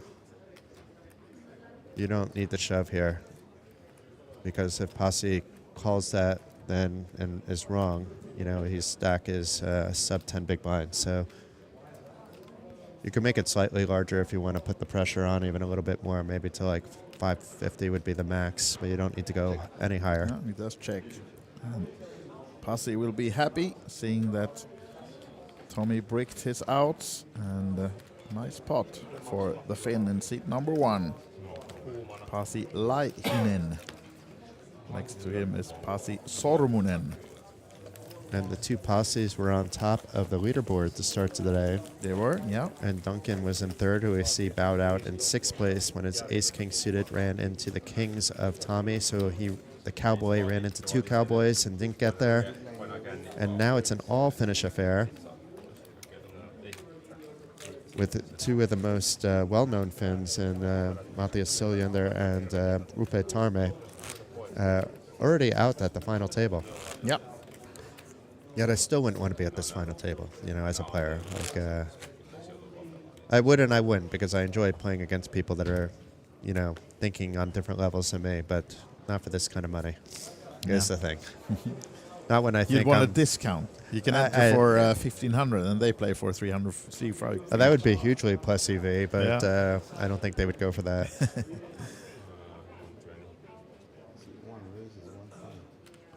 All right, and Pasi Laihinen staying active, opening under the gun now with the King 8 suited of diamonds. Another suited diamond hand is maybe making the other Pasi go with the 3-bet now, as he has grabbed some big chips, the 100k I green think ones. it's like a 90% chance of him 3-betting here. Yeah, he just calls.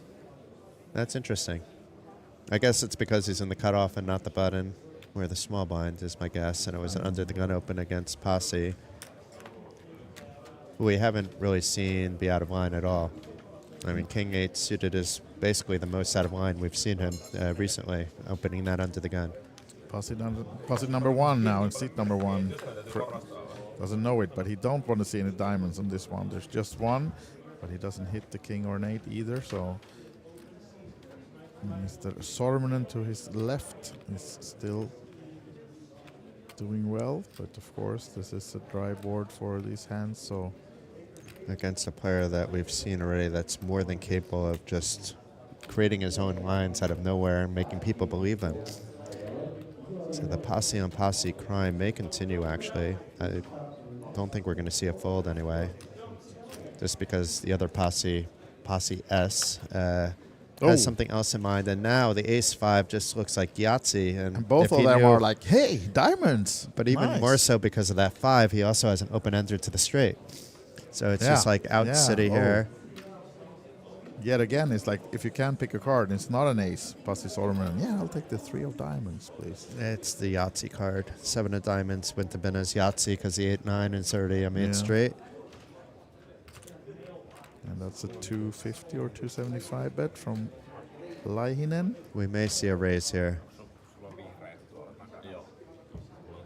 Yeah, it would be. We may see nice a play. big raise, actually, but I'm not quite sure.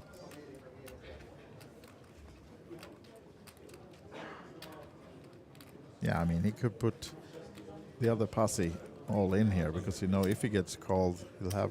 Yeah, I don't mind. I don't mind just the call because of Posse's range. We see he has King 8 of diamonds, but he has all those high pocket pairs from the under the gun open. Oof, look at this. He make the straight. But there's a spade flush out that may slow him down. Was Posse betting that on the flop because there were 2 spades on the flop, but I don't think it will. Laihinen now, seat number 1, has to bet this one to win it. So, I mean, and then Sormunen is not folding, so he does check. Saves him some money. Yeah, I think he knows that was a bad card for him. you know, that his opponent has a lot of spades, you know, and his calling range that he might not be raising with, especially if he has something like the 5-7 of spades. Well, that would be he would have raised that actually, so something else.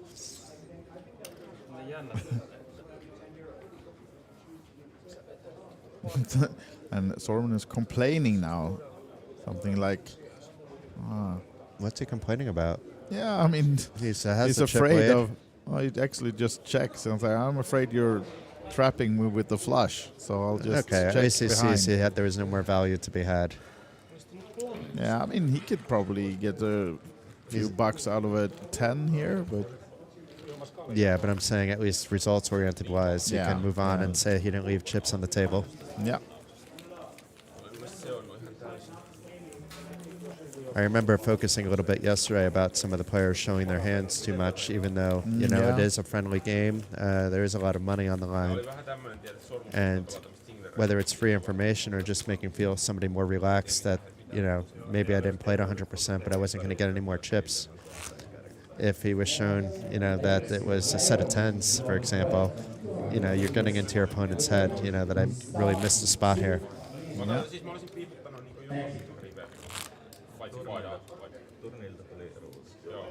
I'm just going to briefly Master Minds saying, I was in Tallinn last year. It's so nice there.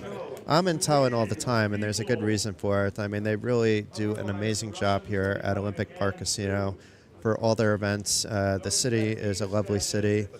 Obviously, for me, living in Vilnius, it's not like a massive journey, but I do enjoy when I do the drives up, or you know, sometimes I fly up. But you know, the staff here, it's so cohesive and so great, both as a player and as somebody on the media side as well, being involved with events here for the past 10 years. That I'm glad that you feel the same and that you have had a nice experience. So Mikko opening it up with a min raise. Andreas will be back soon, so we'll hang off the banter for a little while and focus on the action. And holy moly, here we have Cowboys for Posse. Amazing spot sitting on 15.5 big blinds. He's looking like he's in a little bit of hurt, pretending he needs to recheck, or maybe he is. Is it really 2 kings? Do I have Cowboys, or am I hallucinating? And now pretending he's calculating, but maybe he is. Maybe he's calculating, do I have enough for a normal 3-bet? Do I really need to shove here? Because he can 3-bet to around 300, a little bit more. And that's probably what he's actually going to do. Maybe 350 it looks like. No less. It's 330. No, 280. Okay. So really small 3-bet there. Less than 5 big blinds, with the blinds at 30-60 now. And we'll see what Mikko does.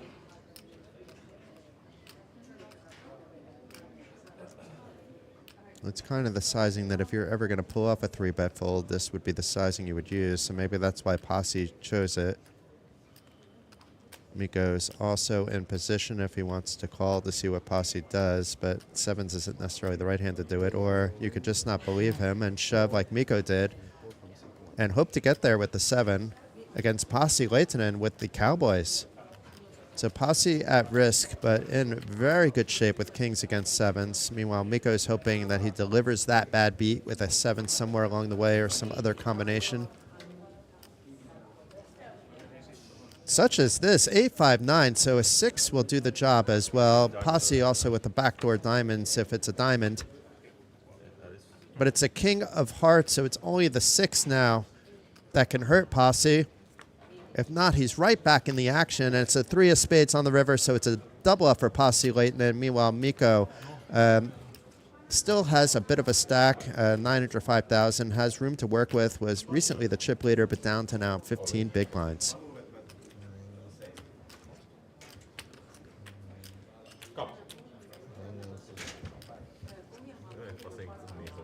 Here's a look at the chip count. So just like we started the day, we have the 2 Posses back on top and in the same order. 66 big blinds here, though, for Pasi Surminen at this stage of the game. And Pasi Leinonen with 35 big blinds. Tommy Lankinen with 33 big blinds. Antti Mikkel with 20. And I believe that was Mikko as the short stack with 15 after the last hand. Dealer change incoming, headset coming on. A shout out to all the dealers, all the staff, all the floor, from Therese Nusian, from Olivier, all the way down to everybody that has helped make this event happen, that are helping the cash games run 24/7, providing a secure environment for poker players to both have fun and compete at high levels. It's some of the best staff around the world, not just in Europe, that you see at events here at Olympic Park Casino. No, you can ask Teresa. Let's see what's being clarified here, but Teresa being called over. We were just speaking about the lovely Teresa. And Teresa developed the Kings of Brand, with the Kings of Tallinn being the biggest of those.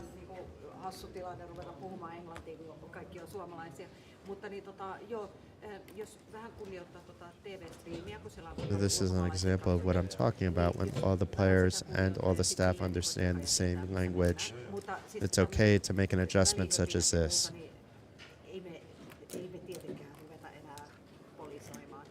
As long as nobody is left in the dark. Players are all Finnish, that we accept the fact that they can speak Finnish, but also they will respect the TV stream and also make sure that you understand where we are at.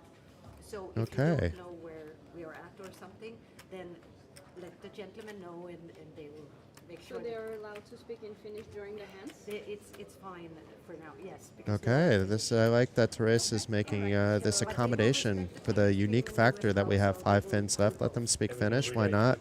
I mean, we're talking about true professionals. That's what the players at the table are even requesting. And Teresa said if we see that there's a potential issue, we'll adjust it from there. So well done by Teresa, showing while she is a top tournament director of the world.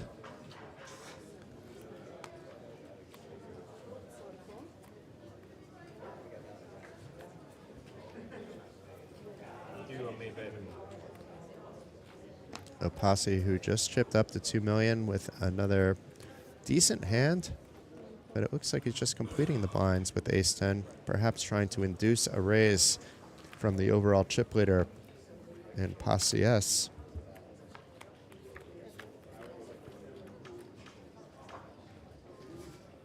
And the ace-10 flopping well here, hitting that top pair. Probably not going to get that much action.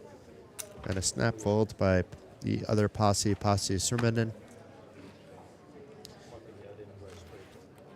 And perhaps a check would have been okay in a limp pot there, but the 5-6 may be concerned and let your opponent try to wrestle that away. But I think what he was looking for with the limp was a raise and then coming over the top with a 3-bet shove. Or just didn't want to raise, knowing his opponent is calling any 2 and having to play even though he has a range advantage. He doesn't have the positional advantage, and playing in a bloated pot against the one of the few players that can send them out packing on the rail.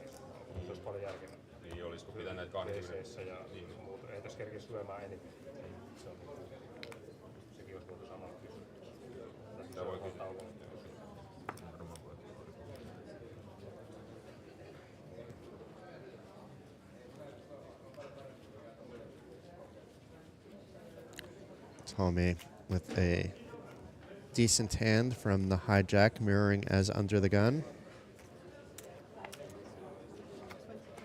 Opting to min-raise it. And not that good of an ace for Antti Mikkel. He agrees on a much better ace. It's the big slick here for Pasi. Let's see if Pasi Leinonen will 3-bet.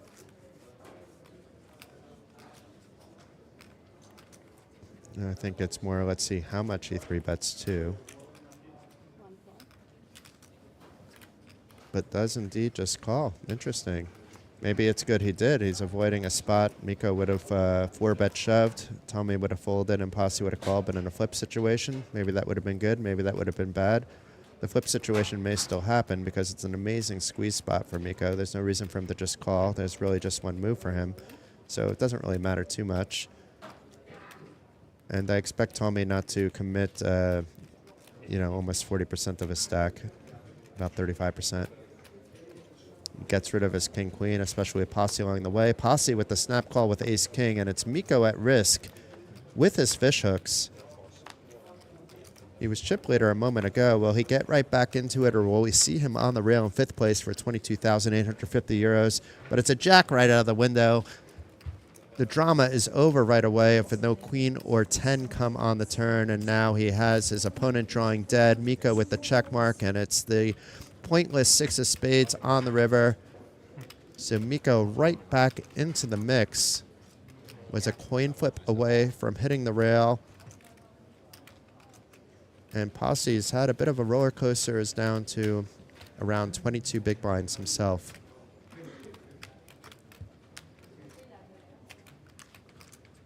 So we did have one pick in the chat for Mikko.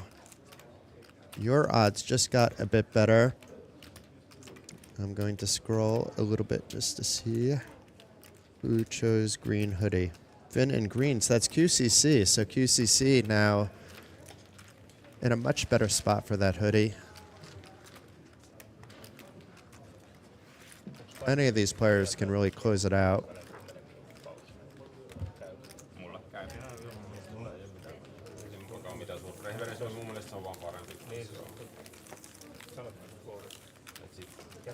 And I'm not going to jinx anybody by predicting who I think the final 5 will win, because we've already done that with Rupe and Silyander, and you see where they busted out in 7th and 8th.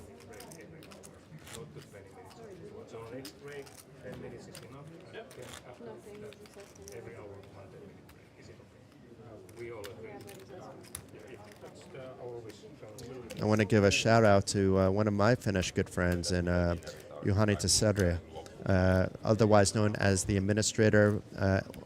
Pretty much here for every big event. He couldn't make it this time. He might be watching at home, being that it is 5 Finns on the final table. But even if he isn't, he's a true legend as well. And we're using that name a lot this week with the legends of the game. But he's been really, around Finnish poker for many, many, many decades.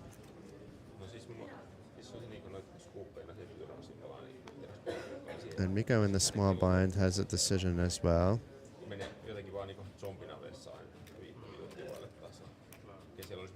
With the pocket 5s.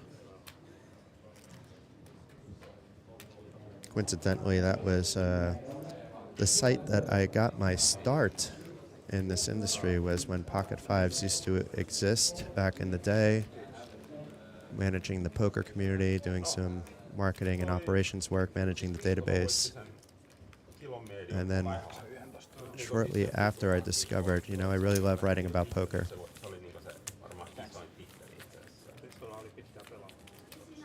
Which is strange from someone coming from a finance background to reinvent themselves as a poker journalist at some later stage in his life, but I'm doing what I want now.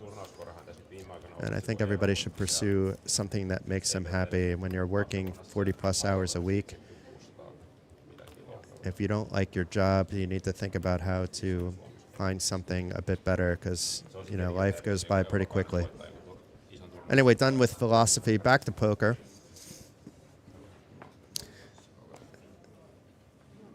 Easy fold by Posse, and Posse number 2 with the 9-8 suited.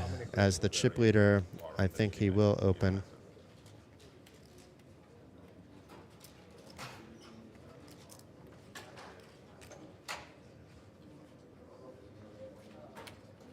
Min raise with the suited connectors over to Mikko. Quick fold with 9-4 off. Tommy with just 9-2. So a lot of 9s are already out there. So Posse does get a call by Antti Mikkel from the big blind with King 6 suited, which I expect him to do unless he 3-bets. I don't really expect him to fold, and I don't really expect him to 3-bet.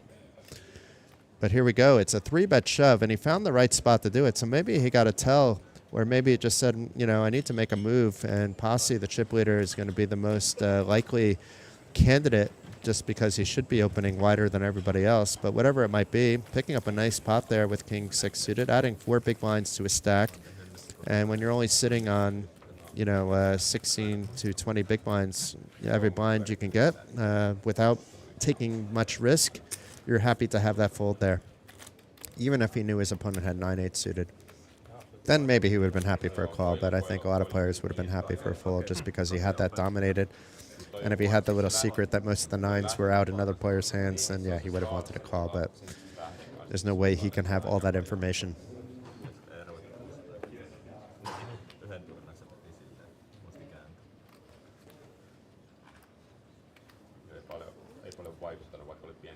And Mikko will open this ace-jack suited. Unless he misread his hand, of course. So a min-raise by Mikko. Folds around to Antti Mikkel. And now to Posse in the big blind. If he defends and there's an ace, it could spell a bit of trouble for Posse, actually.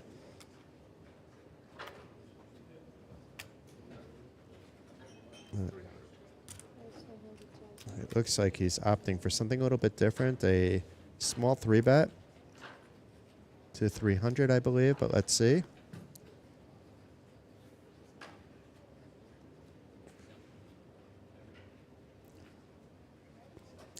And this just smells so strong to me by Posse.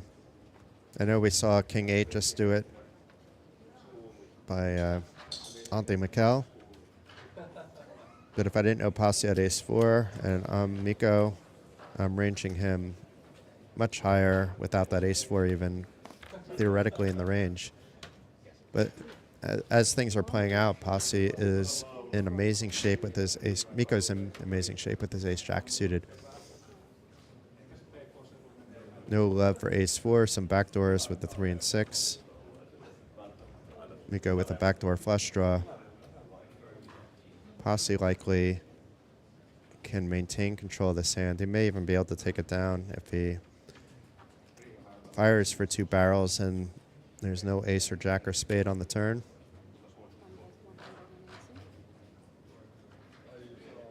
This bet is way too small for Mikko to fold. It does smell like something like kings or queens or aces, to be fair, based on the pre-flop line and the small bet here. But even being said that, it doesn't necessarily have to be that, and we see it's ace 4.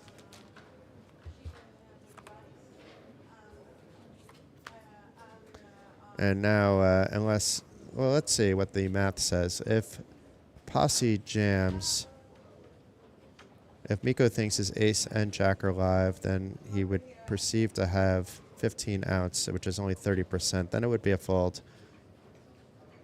If Posse bets, though, smaller than that, then he's giving Mikko a chance to stay in the hand with the best hand at the moment. And of course, Mikko may call a jam. You know, maybe he's thinking about things differently than how I just described. But it looks like we're not going to find out what he does to a jam because it looks like it's a small bet again.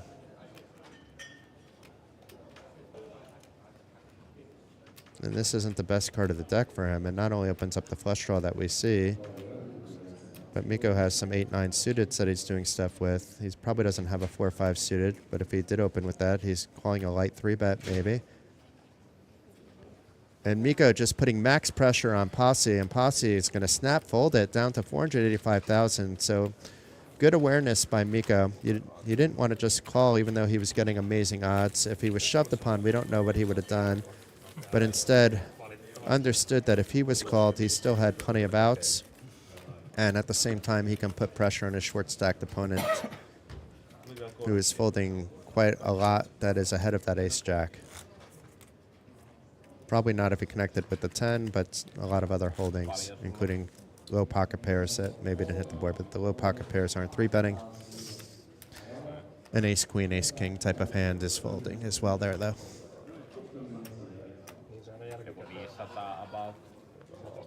Sitten se tunne, kun voit katsoa telkkarista vielä ton touhuun jälkeen.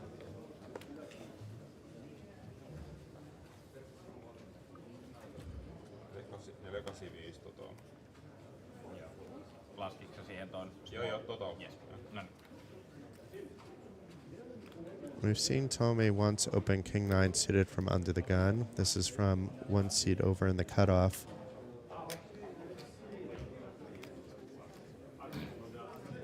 And it's a min click. Posse number 1 folds, and posse number 2 waking up with the pocket rockets. Is he going to slow play them, or is he going to play them hard and fast? Tommy doesn't have the hand that's going to be calling hard and fast. If it's played slow and it's a 9 high, king high flop, that's no bueno for Tommy. But let's see what posse does first. It is a 3-bet. The more standard of moves, and Tommy is not likely to stick around, even though he knows posse's 3-bet range is high. He also has the other posses sitting with under $500,000.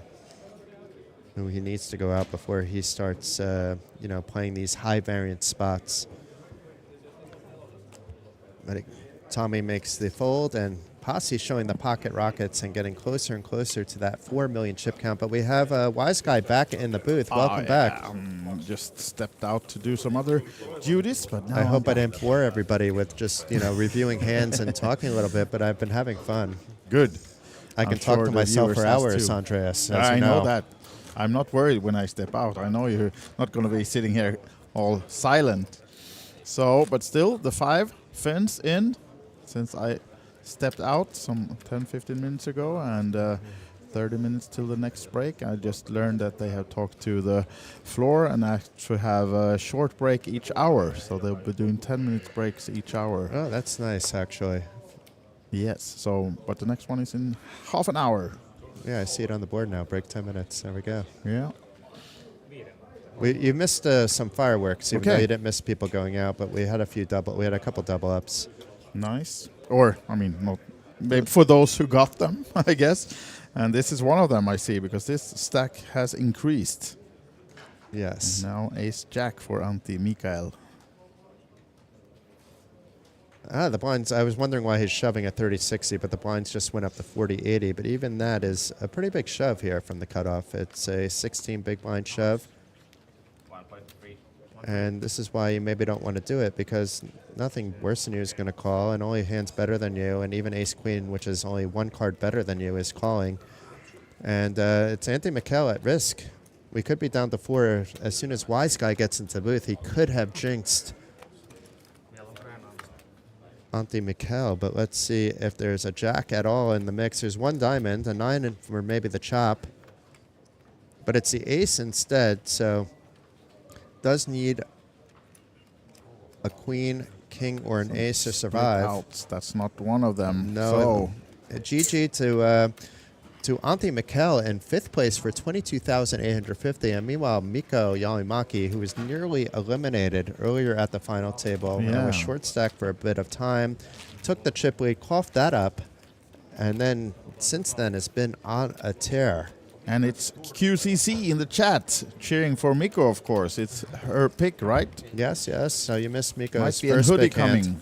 We're not there yet, though, but he has the current chip lead with 53 bigs, and Posse 5.7 bigs. Yeah, Needs to find a spin. Posse must be like in his head so happy because he just earned 7,000 euros by not playing a hand on 455,000. for him. It's 29,850 for 4th. Yeah, and also from being around the neighborhood, so to say, here in the casino in Hilton, I can tell you that the high roller is just about to start. They delayed it for an hour, but now it's starting, and we have the 2 real legends in the house. Both Scotty Nguyen and Michael Mizrachi are seated by those high roller tables in the 5K, so looking forward to following that one. It will not be live streamed, but you can of course see some information if you go to OlyBet events, and you can follow the events yourself, the updates in the Poker Lens app, and of course also there will be a resume tomorrow, right? Some highlights coming your way from Poker Pro. Yes, a recap will be up in the morning. By morning, I mean around 12 noon Estonian time, but poker morning, in other places in the world, that should still be morning. True. Now then might be some action as well, as we have a raise Jack 9 under the gun from Posse L. And Nico has overcalled. It would be normally a good squeeze spot if Posse didn't have 55K back. Exactly, that's the problem. And I think once Mikko calls from the small blind, it gives Tommy an excuse to actually fold his eights, but Tommy can call as well. There's no reason for him to shove. He wants Posse to go out, or at least should. Now, if the only thing on Tommy's mind is the win, then he should be 3-bet shoving. Yeah. And also looking at the chat, nice suggestion from 40 days left. Can someone invent a table that shows everyone's stack size when playing live? I mean, you should. But Tommy shoves here. Tommy's showing a lot of heart. Wow. And Posse's obviously going to call. Mikko is not going to call with this ace-9. It makes no sense against Tommy's range here to shove. I mean, Tommy is a very calculated player, actually. Yeah. He's not the one that's hyper-aggressive comparatively to some of the other Finnish players. Not to say he doesn't have aggression, but in comparison. So, showdown. Eights against Jack 9, so we saw 1-9 folded. Ante Mikkel is looking at things as a flip, even though we've seen what you just said, that a 9 was folded. Yeah, he'll be happy to see the under pair, of course. Will he get some help? Not on the flop. Some backdoors with the 10, although the 8's blocking them. 8, yeah. Wants a queen, jack, or 9. That's not adding any outs, so down to the only 4 jacks and 9s left total. A few folded. Will he find it? No. The 2 pairing the board, so it's GG to Ante Mikkel, who has shown. To Ante Mikkel, who's shown. To Posse Leidman, who's shown a lot of heart throughout the day. Even yesterday, to be able to accumulate the second place to go into the final day. He'll have 29,850 reasons to be happy. And the final 3 players, all the podium players, are guaranteed a massive boost of 11,000 euros guaranteed, with a 40,850 prize awaiting the third place winner.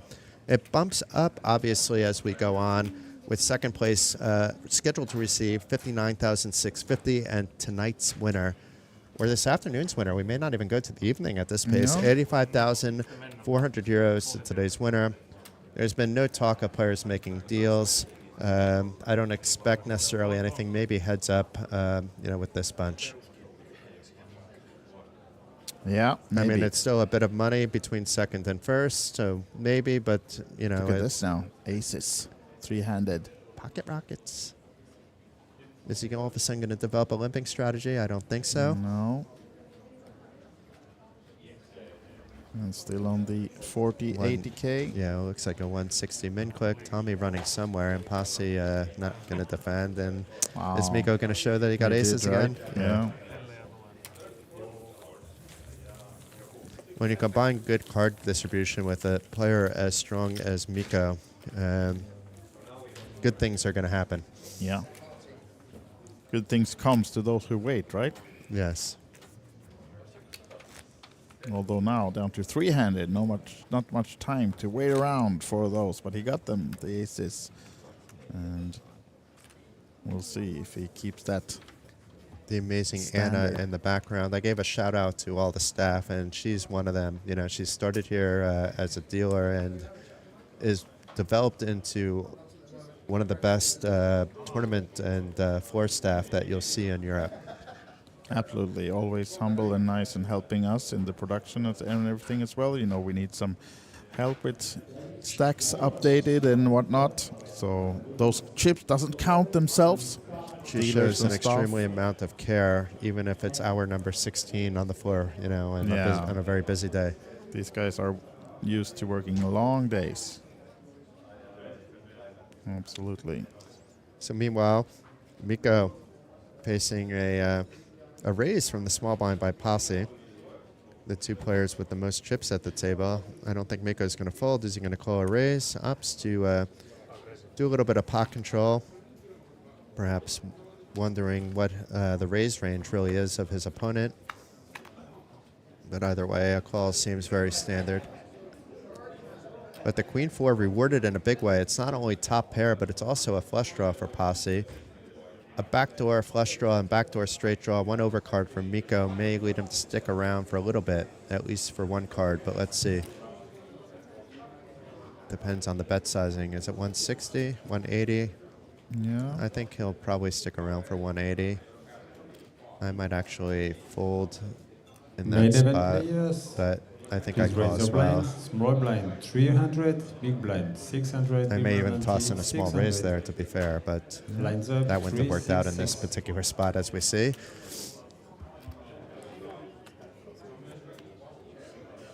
And a flush now for Posse. So from going from top pair to second nuts.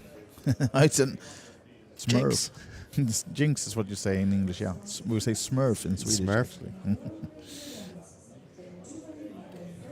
I think in Superman they had to say something backwards, maybe kryptonite backwards or something. You work on that while I'll monitor the table then. Let's see I here wouldn't now. mind a pocket full of kryptonite. Cough spin doctors. Credit. Hard for Posse to get anything more out of Mikko now, though, but he'll be not too bothered by just taking down the 800 that's in the pot. But unless Mikko gets totally crazy now. No. If he at least had the king of clubs, he might, but... I mean, he may call thinking, you know, I have the nuts that didn't connect, you know, with the king jack there. But other than that, he's not going to spaz out, I don't think. No. So Mikko on 3.6, Posse 4.1, and then we have Tommy as well on something almost similar, right? So they're fairly deep, three-handed. Might take some time to get someone eliminated from this threesome, but yeah, I think they're enjoying the time at this table, and as we said, they will have a 10-minute break shortly coming up.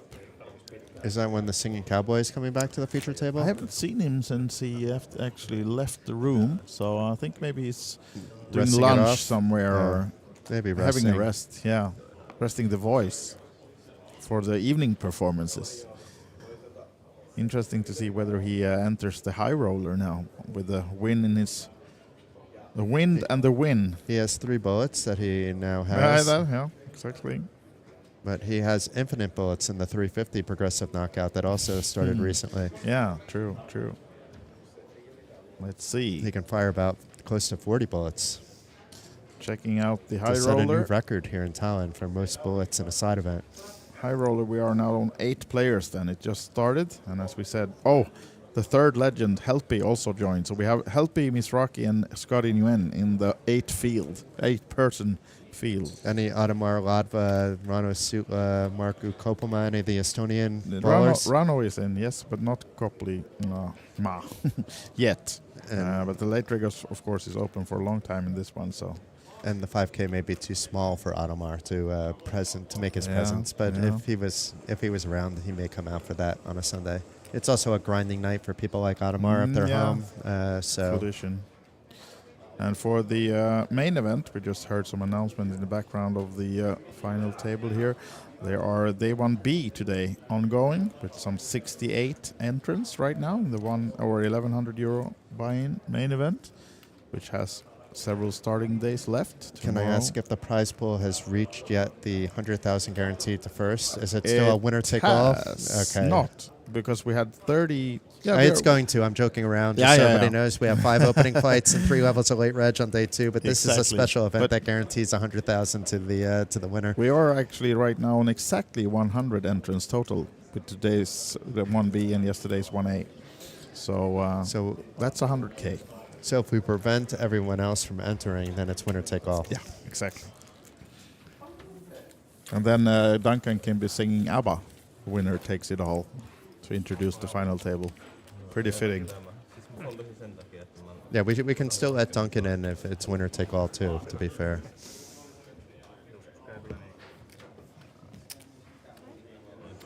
It'll be interesting to see how the main event develops, to be fair. I know that normally we're covering it at Poker Pro. The good guys over at Poker News, they're here doing a documentary on what's happening on Mounir, which you'll see rolled out after the event. in the meantime, those guys are, doing a good job. My team does good too, but props out to the Poker News guys who are doing a fantastic job with, the updates both of this event and also the main event as well. So, well, I recommend you checking out my site, poker.pro. I also recommend you go to Poker News if you want to know about some of the hands that have been happening on the side tables of both this event and on all the tables of the main event. Yeah. If you're just looking for like a general summary of what's happening, head to poker.pro or OlyBet events. You'll get that once a day. And if you just entertained my TV table action, join us. We're here for 2 more days after today. Yes.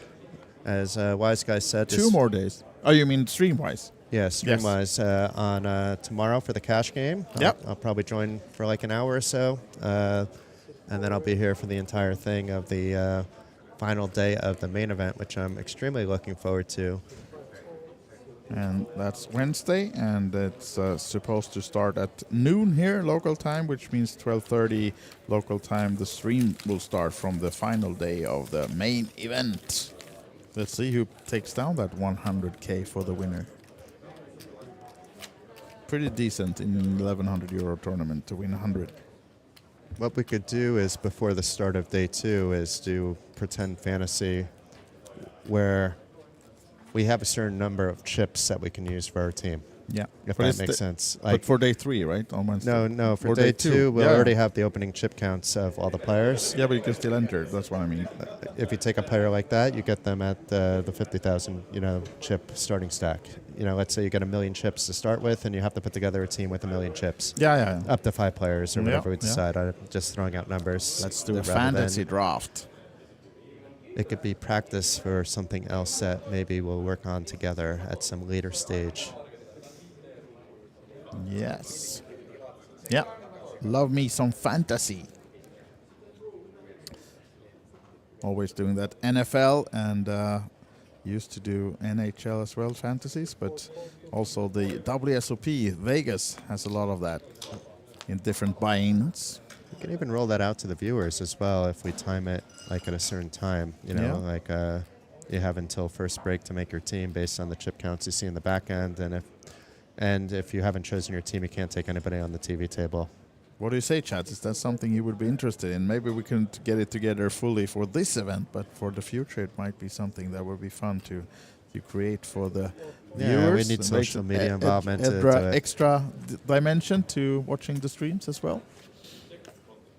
I play around with this stuff all the time. You play around with a lot, Jason. Yeah, I'm a nerd.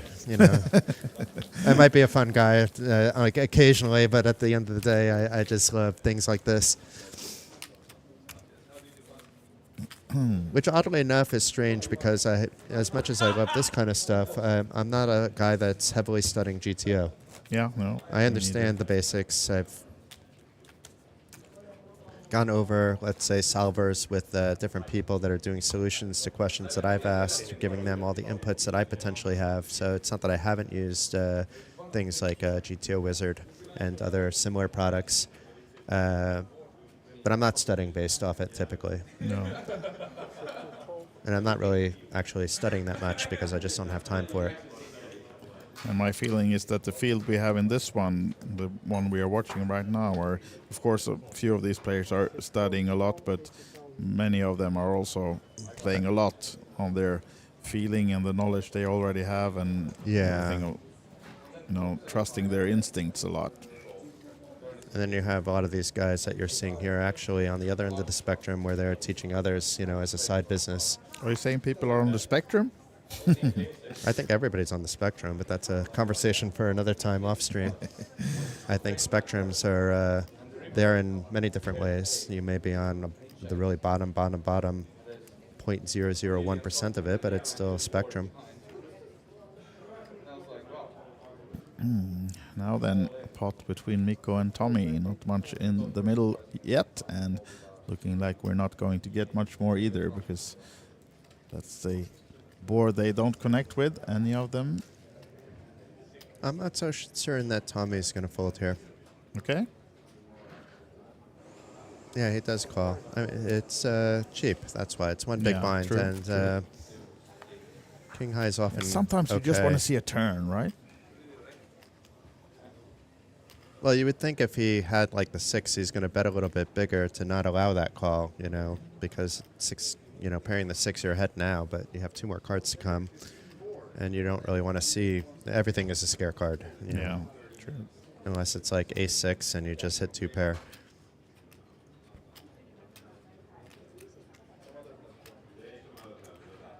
And Miko thinking about whether he can blast Tommy off whatever he has. He's not putting Tommy on many aces probably.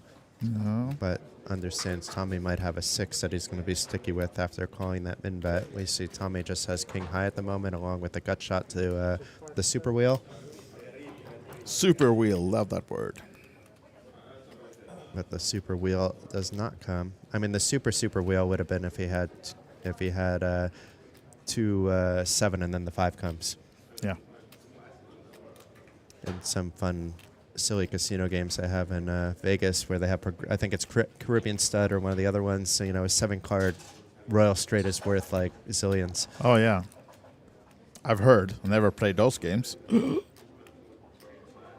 Only skill games, of course.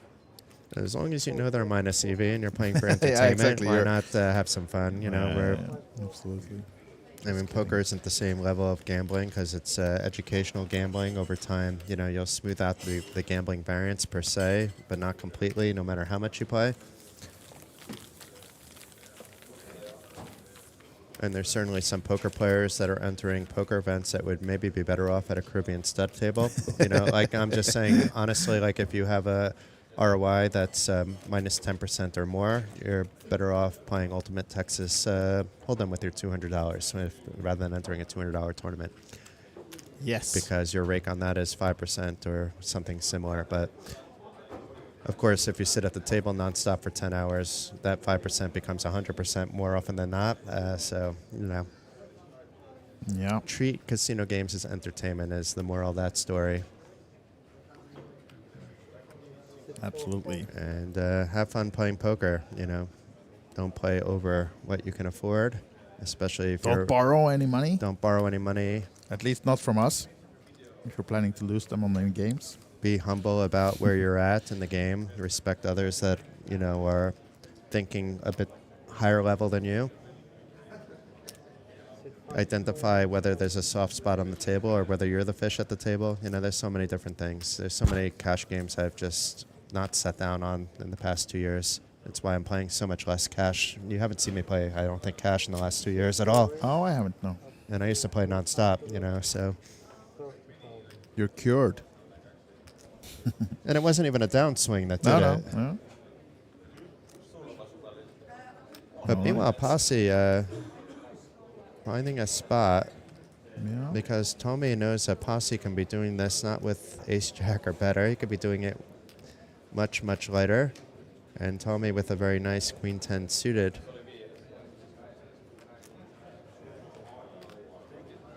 That he may have to lay down. He may play a bloated pot. Or he may just say, how much fold equity do I have? And fire in a 4-bet close to a jam. Or maybe even a jam for max pressure. We like max pressure. Max pressure, I think, would make Posse's brain hurt.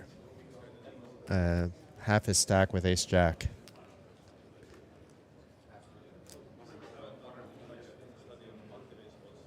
And it looks like we're not going to find out what max pressure might look like in this particular spot because Tommy opting to play in a bloated pot out of position.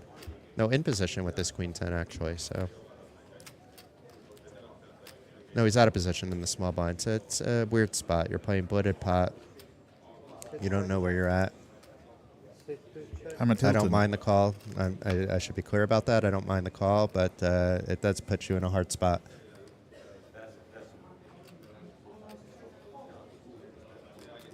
I'm wondering what the optimal spot is here, though. It's a really weird one. I'm talking about Tommy's pre-flop situation, not what's happening now with Posse. Already almost locking up the hand, hitting top pair on the turn. Tommy has an overcard and the 9 to a straight. But no diamonds about. Certainly, if Posse puts out a reasonably sized bet, Tommy will just preserve the rest of his chips and not double down on bloating the pot pre-flop with the call. which I'm not saying is a mistake for the record. I'm just saying it did bloat the pot. Yeah, and Tommy now, I mean, he's on 1.7. Losing more chips in this one, and he's really on the short stack. So yeah, the timing is pretty bad. Yeah. 425 is the bet into 800, so half pot bet. And Posse, of course, loving the turn. He's loving the turn, but he's thinking, what is Posse doing this with? Like, because Posse did call a big, let's say, isolation from the small blind, big blind. Yeah. Which gives him some of those 8-6 suited. It gives him some sets. It gives him a lot of draws.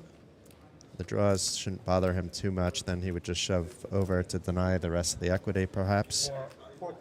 Being that Tommy just has a pot-sized bet behind.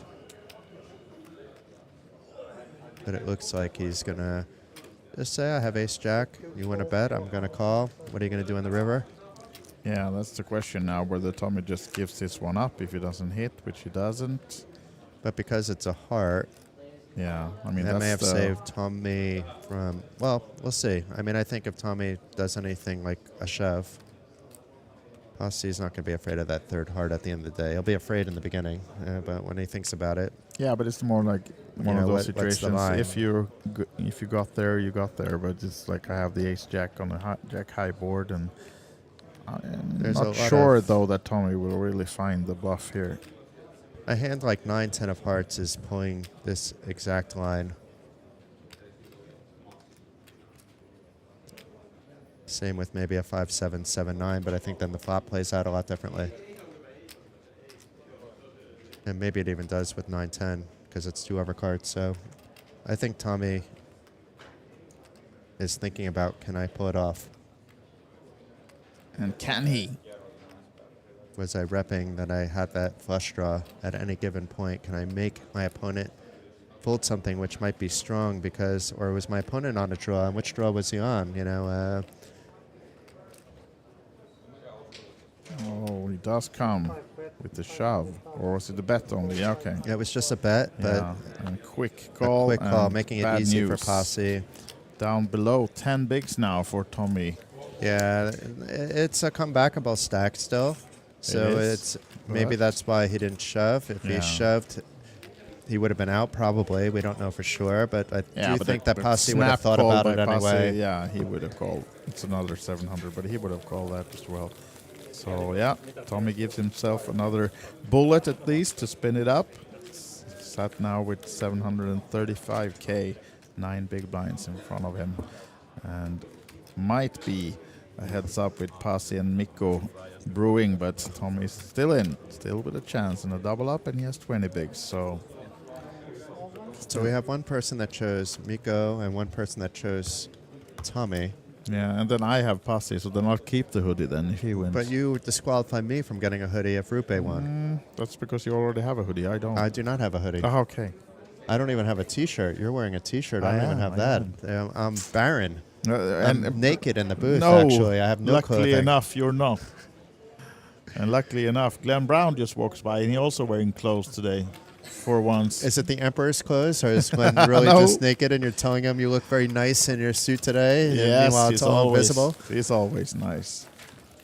Looking, I mean, not as a person. We love us. I didn't know that side Brown. about you. Okay. How you doing, Glenn? I'm very well, thank you, gentlemen. Glenn was in the booth earlier, first with UI's guy, and then had fun with him for a little while. Yep. Oh, you did? Okay, more than I knew. But now Glenn is walking around doing some interviews with our profiles. So both of us were wearing clothes, for the record. Okay, no more details, please. Now, Pasi will be racing from the bottom position for sure. If you go back to people that are definitely wearing clothes, these 3 players on the table. And this is the hoodie we are talking about, the no filter one. Not the actual one we will give to the winner, because this one is Pasi's, but a similar one. Maybe we can give Pasi. Signed one. Pasi, who chose Pasi? Me. Oh. No one's a certain... the other 2 guys aren't wearing. But maybe we can, if Pasi's heads up, maybe we can tell him that we need both you guys to sign this hoodie. Yes. That could be like a fresh hoodie even. It doesn't have to be the one Posse one. A game-worn jersey. Oh, yeah, exactly. Those are... We can start patching it up and make player cards out of it. Tommy can't call with the 7-5, so he's now down to almost crumbles. Needs a quick QCC double saying up. nerds are fun, but maybe she doesn't know She me flirting well with enough. you? Would you describe me as fun? Not necessarily the first words that comes to mind.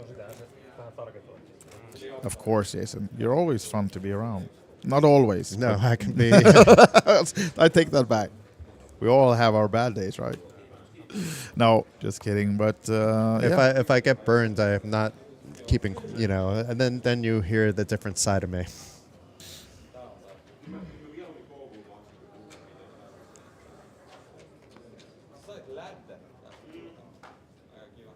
I think this must be the last hand before the break, but maybe they can squeeze one more in, depending on how. Maybe Mikko's playing small, just saying, I just want to come back. But then he would be in the big blind with 100K versus 80.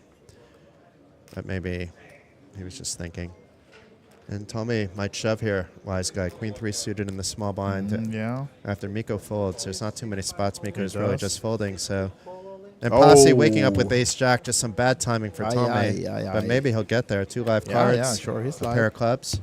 We can see it's just 60-40, so stranger things have happened. Yes, surely so, but in trouble, risking his seat in the tournament.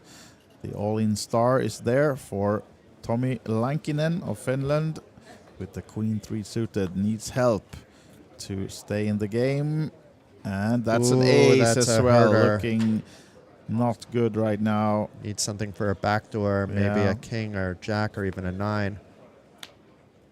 That but it's a seals 10. the deal. Yeah. I mean, what can you do? You had 485,000 and not going to get that many spots. And rub then it you just in get with the queen as needled well.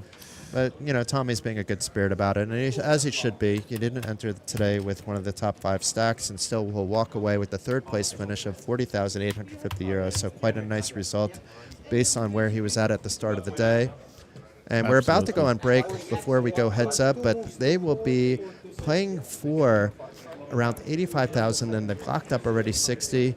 It's Wise Guy and Jason back in 10 minutes for the heads up affair. See you soon.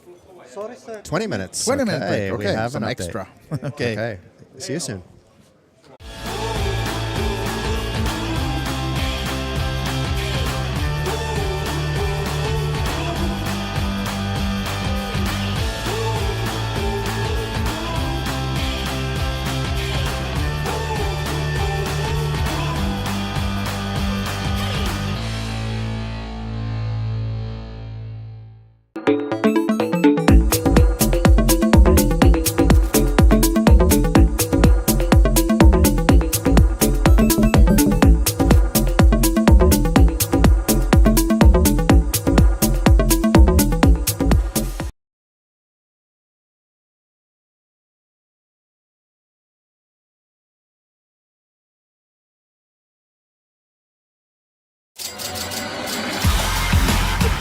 Poker festival in Northern Europe.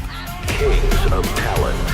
60 plus tournaments. 10 unforgettable days. Yes! February 2026. Hilton Tallinn Park Hotel and Olympic Park Casino. Kings of Tallinn.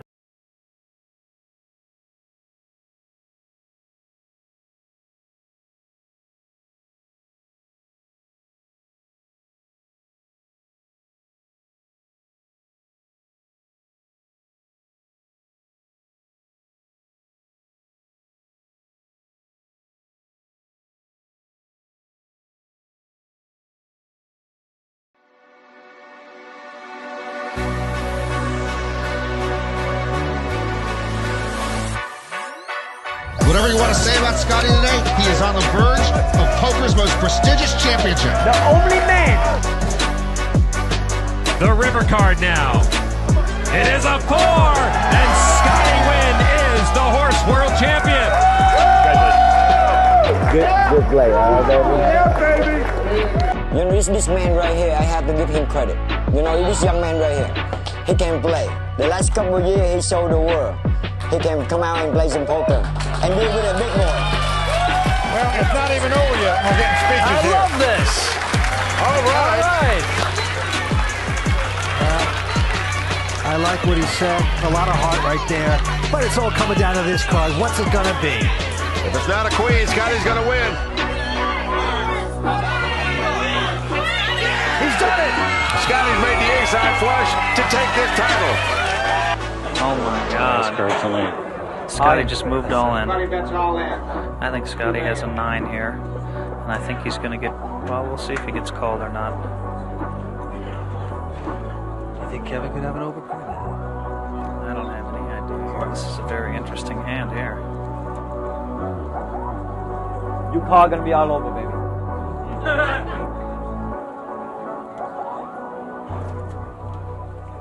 I call. I play the board. Kevin calls. Scotty's got a 9.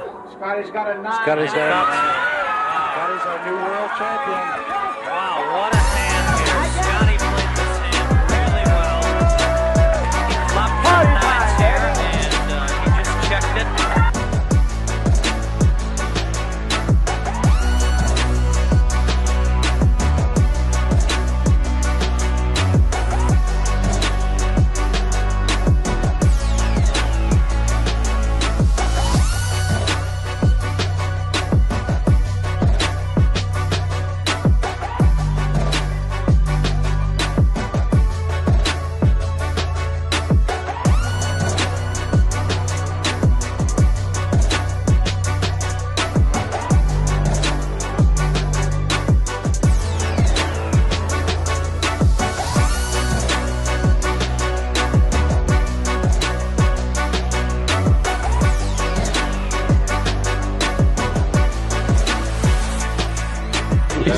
Just needs him to have in a full stack. This man here is telling us how good he is and how much money he has, and now look at his stack. It's an embarrassment. You're an embarrassment. Tell you what, Phil, I think I'll bust you right now. bust you. Did the rebuy? Don't want any live tells back in this cash game.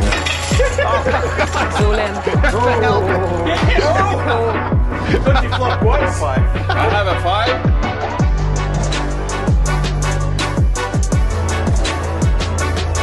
Listen, let's teach you something about money management. He gave me, I think it was $1,000 bankroll. So I was like, listen, I'm gonna put your money in 7 different envelopes. So if you lose one envelope, you'd be done. You know, that's it. If you win, you just hold the money and you open the next envelope the next day and they have more money to work with. After the first day, Rob coming back to the room and he sees all 7 envelopes open after the first day. No, the first time where I saw, like, this guy's an animal. Like, he can't help himself. I like to spend money, I like to have fun, I like to enjoy myself. Would definitely open the 7 envelopes today. It's over, it's over, it's over, we're in. It's over, right? It's over, it's over. We won, let's go. Wait a minute. It's not over, Grinder. Mikey, wait a minute. He's got board pairs. Are we reading the board wrong? Hang on a minute. It's over? Oh, it's a 9. Shit, I didn't know that. Shit. I didn't see 2 pairs. Everybody relax. This would be a catastrophic swing. If the board were to pair the ace or the 9 here and give Wozniak the double. Mikey, baby. No ace or 9, no ace or 9. No ace or 9. That's all it would take. And it's over.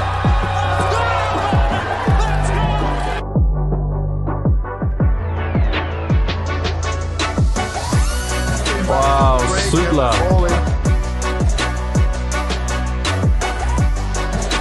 Sootla. Run like Sootla. This guy really does. I mean, he could do, right? Straight away. Covers by 400k. Wow. Yeah. Ooh, so... Now we don't want to see that king. No, he doesn't want to see the king, and he doesn't want to see a jack either. And that's a safe card for him, so a jack, 7 or a queen. That's what the Japanese player is looking for here.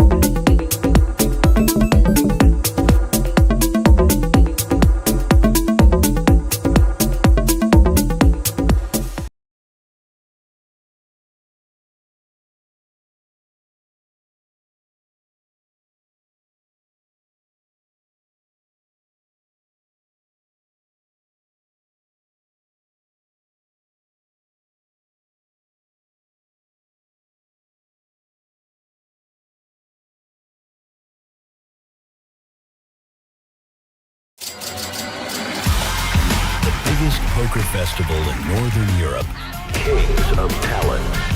60 plus tournaments, 10 unforgettable days. Yes! February 2026. Hilton Tallinn Park Hotel and Olympic Park Casino. Kings of Tallinn.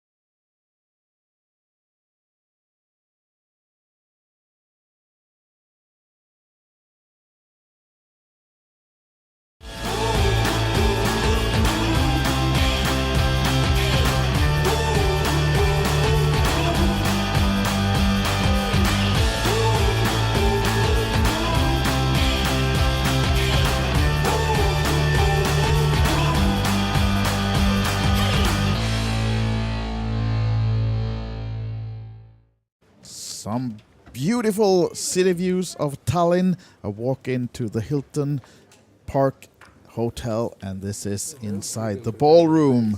We are heads up in the legends of the game. Jason Glatzer by my side.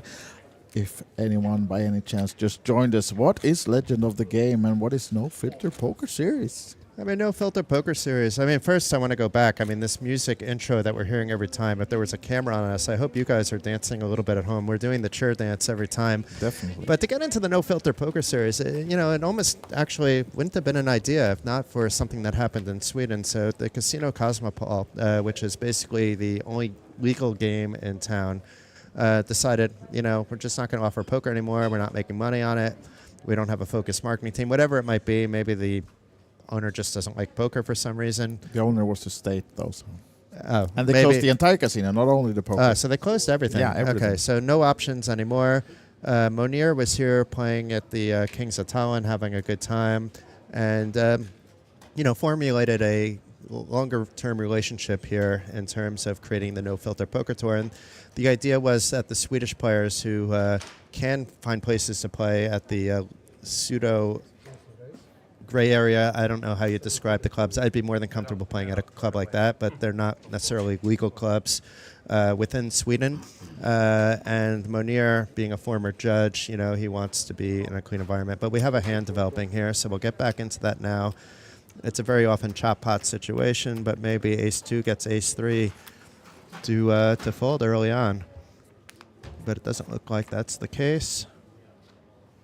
No, we're off to a flop. Oh, that's and it's not going to be a flip at all. So both the backdoor diamond nut draw and the 3 for Pasi Sormunen to our left. And he's playing against Mikko, who is actually will be the aggressor of this flop. I mean, even though we can see Pasi's ahead, it's that ace of diamonds that's going to help him stick around if it's a biggish bet. It's a small bet. This is easy. He may even decide to raise it, so not that easy, but we know that he's definitely not folding heads up here, connecting with the board. Seems like a raise, right? Yeah. I like this because the back door is not a shit ton of equity, I would say. So you're looking at just seeing kind of where things are going. You're not going to really get a 7 or a jack to fold, but you're going to be denying equity the rest of the way in a pot that's already at 2.8 million. Well, 2.2 million or whatever it might be, less the 600K. Yeah, so Pasi was in the chip lead coming into this heads up, and he extends it now, 7.3 versus 2.8 millions, and we are on a 50, 100K blind level. Still playing with the ante as well, by the looks of it, heads up. And they have made a deal heads up as well. Coming into this one, they are agreeing on Pasi Sormunen to secure some 68,300, and Mikko Ylimäki has locked up 62.6. So they are playing for 14,000 euros more to the winner, and of course the trophy, the No Filter trophy. Have we seen those? Yeah, it's on the table now, but have we seen it yet? We haven't, right? It's just been placed there. And this angle is not doing it justice, actually, because it's a nice glass trophy, so that's not always going to appear well, depending on how the white lights are reflecting it. And let's just say the lights are pretty intense at the TV table. They are, yeah. So no action for the second hand, heads up. So 2 out of 101 entries still remaining in this one. You see in the background we are playing 30-minute levels, so we just started this one. The next level will be 50, 125. So not a huge increase to come either. And also the players has agreed to have a break after 1 hour if it's not finished yet. Of this, but they're still playing a 30-minute clock heads up, which heads up, that's a lot of hands actually. Absolutely. It's interesting, this deal, because, I mean, there was no ICM once your heads up anyway, but to make it 14,000 when you've already locked up 60-something, 14,000 a little while ago sounded like a lot, but it's not that much of a pay jump anymore. It's about the honor of winning the trophy. Of course, the 16,000 they want, but are they going to have a worse night winning 64 versus 80? Probably not, Probably not, right?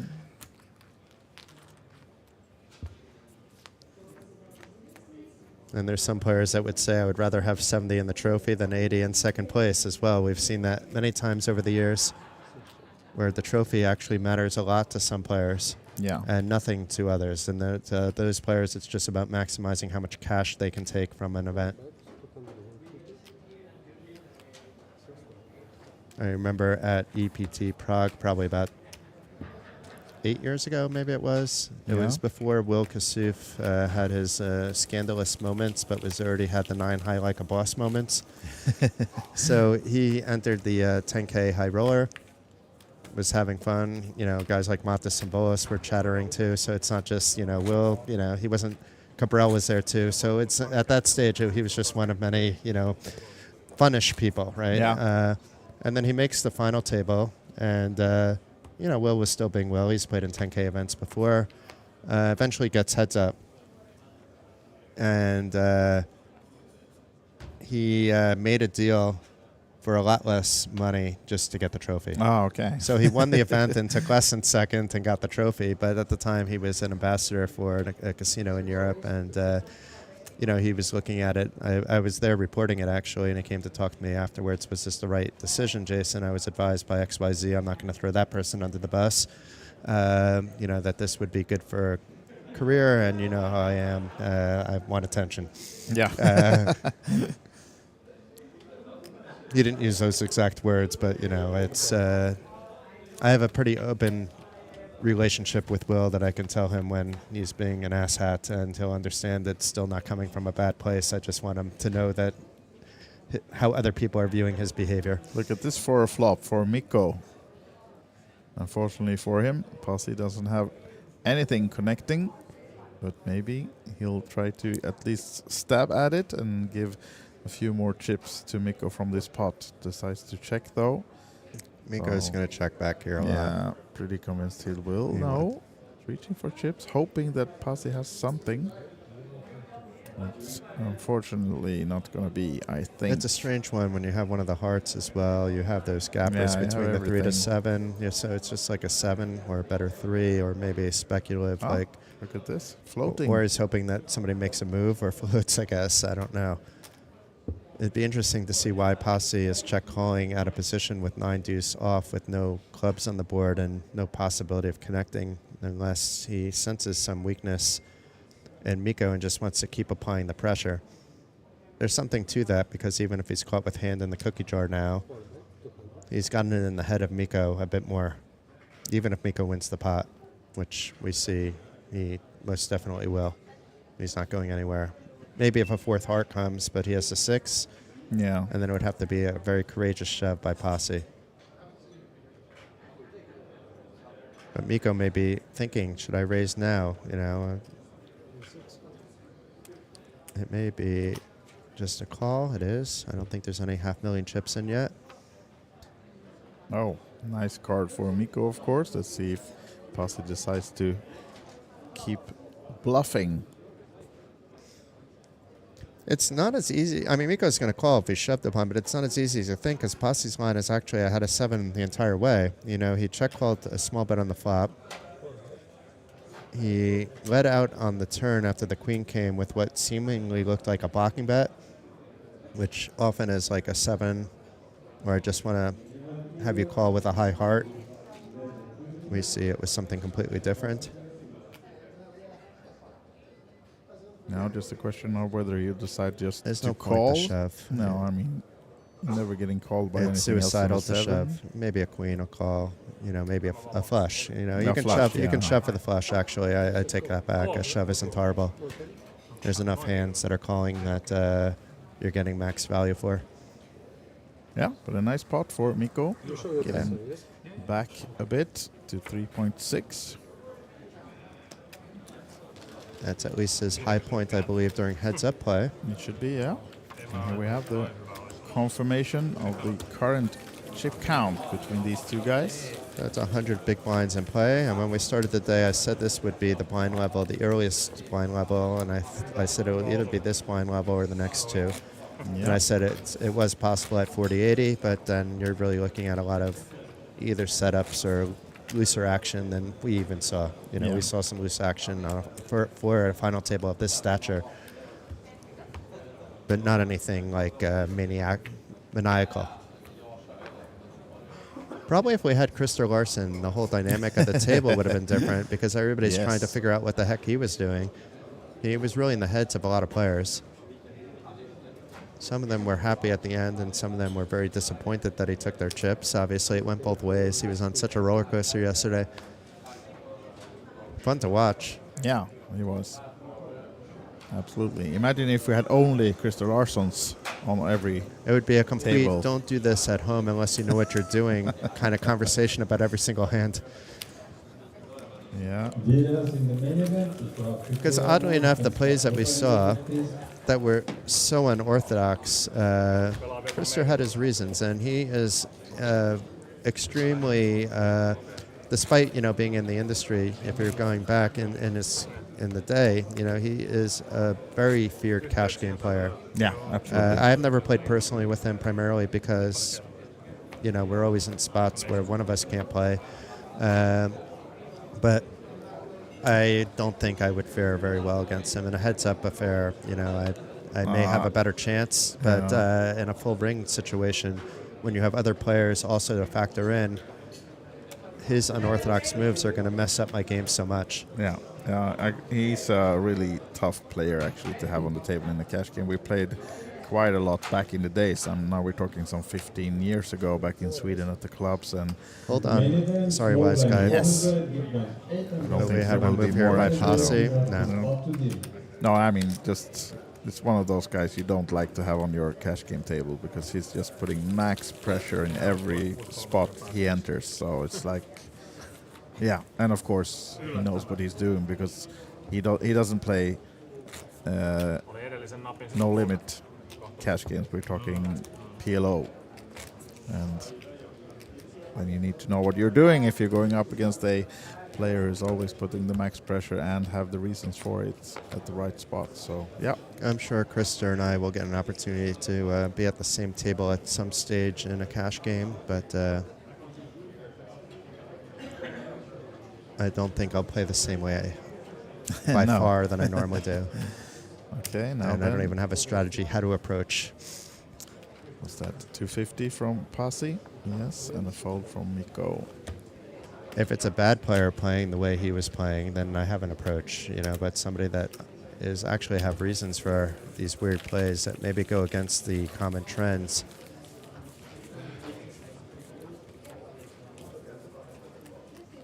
Those are actually very difficult to play, even the marginally losing players in that situation are hard to play against, but certainly a crusher.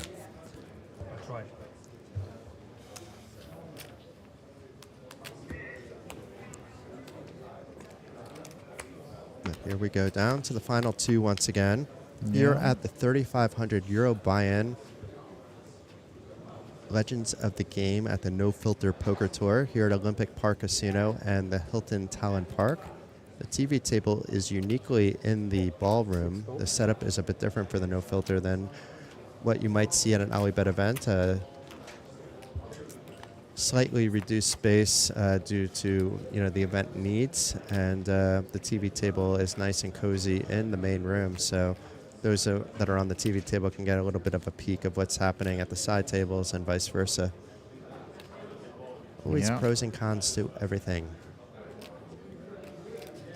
Rico deciding to bet his open-ender with no flush draw possibility and a call. And it gets there with the Jack of Clubs. So Mikko can do nothing wrong, but I don't think Posse with third pair on this board is going to call anything big. He may not call anything at all. But Mikko should protect his hand against those other potential hands. That can pull ahead of him. Even like a 10 in this situation is what Posse needs, but any club, any diamond can be a scare card for Mikko. And Posse now thinking, Mikko is kind of, he didn't really think long about that, actually. He just called with his third pair. That's actually a good card for Mikko because it's much easier now to fold, because the 6 is also a straight. However, none of the flush draws hit, so if he was putting his opponent on some weird flush draw that didn't connect to the board, it's hard to really put it on that specific of a hand.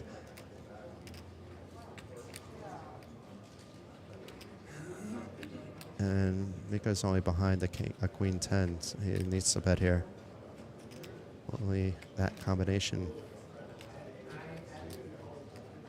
1.4 in the middle, and that's 900 by the looks of it.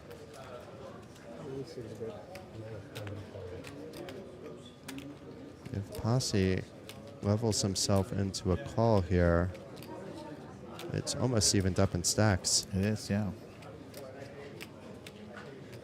If Posse decides to save his chips for another day, well, we've seen Miko before at 3-6. Now he'd been around 3-8. And Posse, checking it's not. Even though you were talking about, Jason, that it's only 14,000 on the top of this after they made the deal, it would actually mean a landmark for Posse if he wins this one, earning-wise. Could you guess why?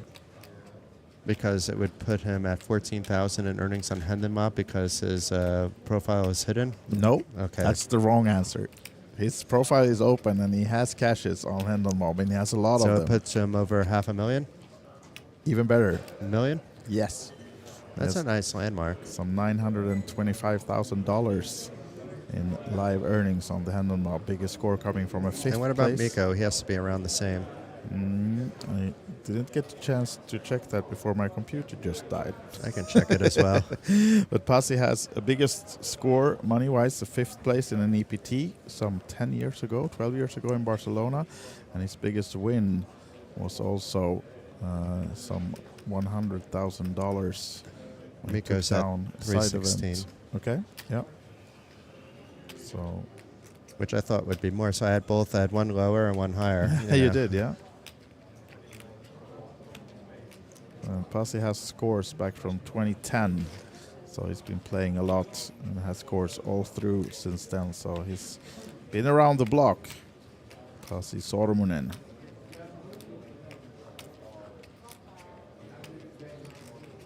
And he was on the final table on the Kings of Tallinn High Roller last year here in Tallinn as well. Does put in the call. Nice pot for Miko. Yeah, and Miko.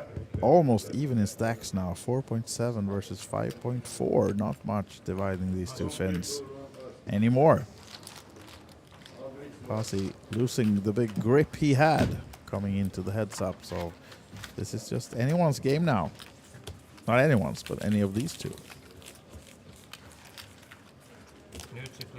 Yeah, there were some big names for those of you who haven't followed our stream yesterday and today. In this one, of course, being named the legends of the game. We had Michael Mizrachi, his son Paul. We had Scotty Nguyen. We had Juha Helppi. And, of course, local legend Ranno Sootla. We had Swedish Hall of Famer and female champion, Swedish all-around champion, I should say. Not only the female event, Noelia Ivars Rico playing. And, yeah, a lot of other big names, of course, in this one.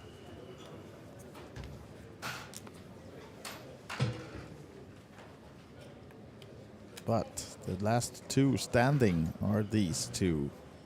Posse Sormunen and Mika I'm going to make a bold prediction that a player from Finland is going to walk home with the trophy. I'm not going to give you any odds on that, no. Keep Galima. Raised by Posse with 8-4 off. Miko with just 9-3. So I think it's going to be down to a little small ball for a little bit of time. Yeah, and I'm going to leave it over to Glenn Brown coming back into the booth for a little... The last 10 minutes of action before the break. We have blinds no, that's 40 more minutes. than that. Yeah, exactly. So you have plenty of time to do whatever you used to do while I'm gone. See you soon. What happens in the booth stays in the booth. Thank you. That was Andreas Wise Guy Hoagland. It looks like he's being called to other duties. He's also helping out with a bit of the media coordination here. Pretty much everything's under control. Most of us are very experienced. I'm typically running my own team, but this time we're not doing reporting. But my compadre, Mr. Glenn Brown, have been discussing things every day about different ideas for social, mostly just going over his ideas. But once in a while, I give him something that I'd like to see as well. But look, welcome back, Glenn. Thank you very much. Hello, everybody. How are we? Heads up. Heads up. And I have a bold prediction. I don't know if you heard it while you were waiting to come in. I didn't. Go on. I'm willing to put my name out there that I believe a player from Finland is going to win this. That's got to be the best odds you've ever had. Well, we could have the singing cowboy come and disrupt things, and then, all of a sudden the event doesn't end. They agreed to let them chop it because the table's literally chopped in half because of something like that. But something that's been that'd said. be completely unprecedented.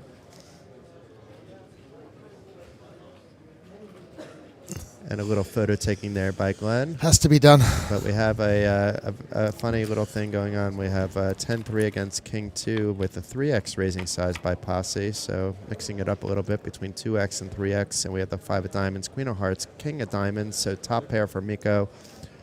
No flush draw, nothing really going for Posse, but that's not going to slow him down from what we know from Posse.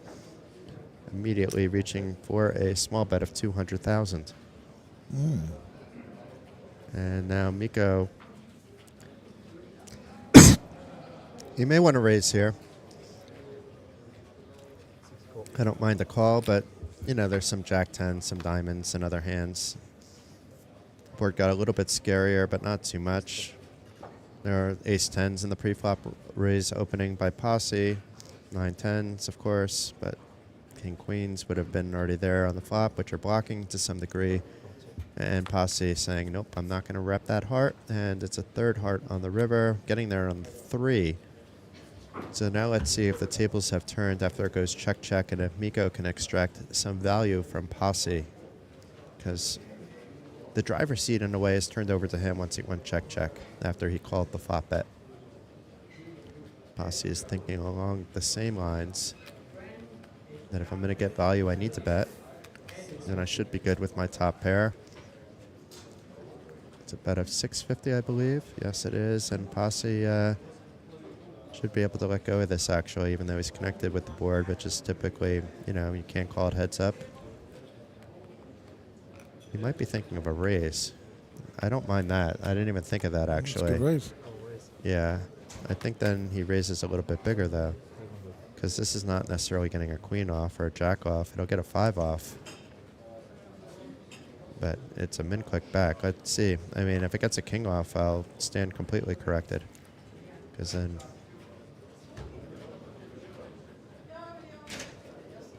Now, of course, if it's a player that's only capable of doing this with a made hand, it's a fold. But I would have to say that neither of these players really fit that bill.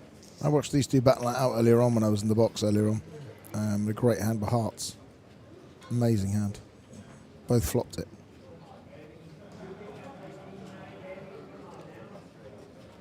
I'm surprised Mikko hasn't called yet. He may be talking himself into a fold. He's certainly not thinking of raising, I hope. No point to turn your hand into a bluff.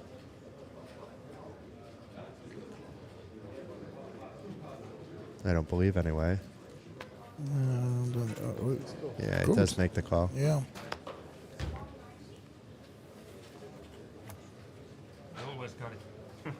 Posse is shaking his head. Always got it until you don't. It's been good. It's good, these guys. I had a chat with them just before they started this table. Nice guys. See, Mikko won the biggest ever Kings of Tallinn 555. Oh, that's right. Yeah. Yeah, so I was informed earlier on. He's been at his share of final tables over the years.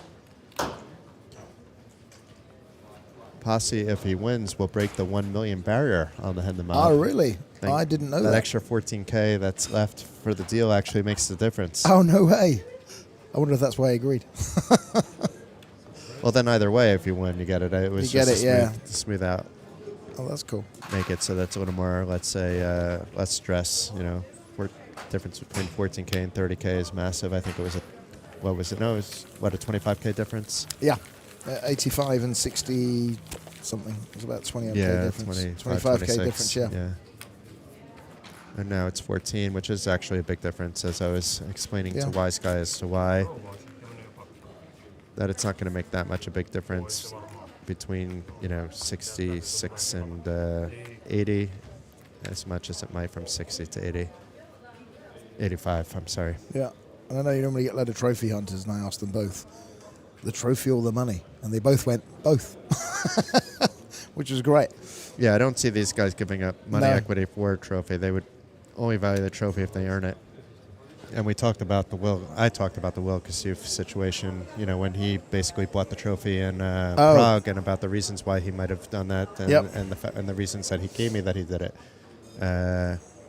It's open that he's done it. Everybody knows it was pre-scandalous Will, but post-9 high like a boss Will.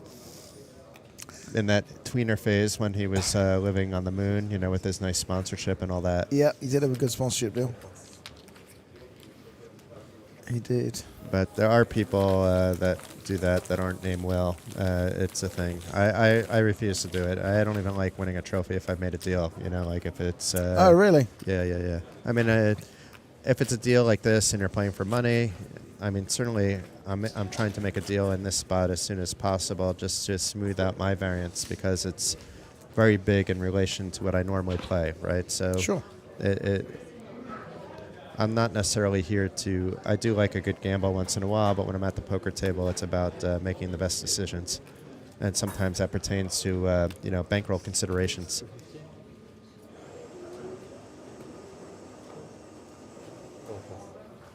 But considering I wanted to gamble tomorrow on making like a team based on chip counts, not tomorrow, but Tuesday on the main event, I do have a little gamble in me too. Really? I'd never noticed. It's a good thing I'm not a kid anymore. It is. You don't see me like punting away needless sums of money on that. It's entertainment money.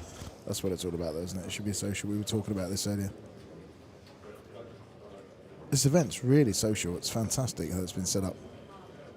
Very impressed.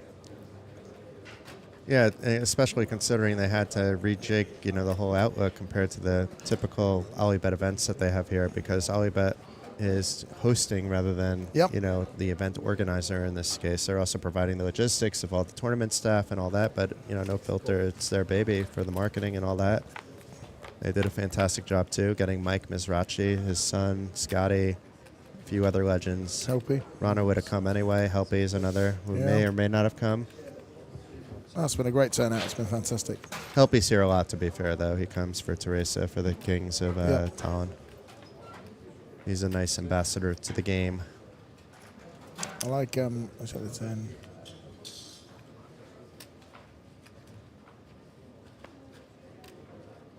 Nico thinking about it. He's seen what Posse's done before. He saw what happened with that 10-3 hand where there was even went as far as a raise on the river. But this time he believes him, and wisely so. Or maybe he just didn't fancy seeing what happened on the river if he didn't connect with just king high. I must admit, I do like this stage in the middle of the room for the other players to see it. I know normally it's outside here for the OlyBet events. Yeah, I would say there's pros and cons, but what I like is I do like it better actually outside because they also have the outer tables, right? So we're not... If it's an event like this, it's better inside because we were already covering this event yesterday on day one. So, you don't want to pull players completely out of the room somewhere else when it's day one, or really any time if they can't really follow the flow of the action. Now, typically what's happening is it's day 2s, day 3s being streamed that are down to 3-4 tables, so they'll put everything kind of in the same area. Yep. I've been here for that, and how they do it's very good. I just like the atmosphere, how it's working. Yeah, it's all part of it works both ways. Yeah, I think it's good for the. We've done it. The Goliath, for example, in the UK, same thing. Pitch tables are right in the middle of the room, right in the middle where the action is. The only downside to it is that they used a corner here, so it's not really taking away that many tables. But if you're setting up in the middle of the room, you're probably looking at a good 6 tables that you could have had for that one. Yeah, no, and something like Goliath, where they have infinite space, it's a bit different. It's still slightly different. It just works with the atmosphere, I think. It just changes the atmosphere a little bit, especially for the final table, and especially for a fun event like this. I think it's working. It's what Mounir wants it all about, I think. It's the no filter. Yeah. It's much easier for the players playing if they want to take a peek at what's happening, pop up. They don't have to leave the room. I mean, it's not that the TV table is normally that far away. They do get rails all the time. I didn't see how the rail is looking at the moment for this. There's a few Finnish fans on the side, as you'd expect.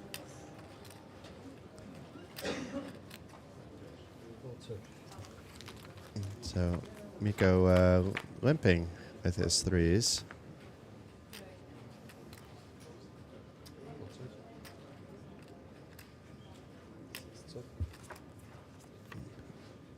Check back, and now let's see if Pass, even though the pot's small, whether he wants to take a stab.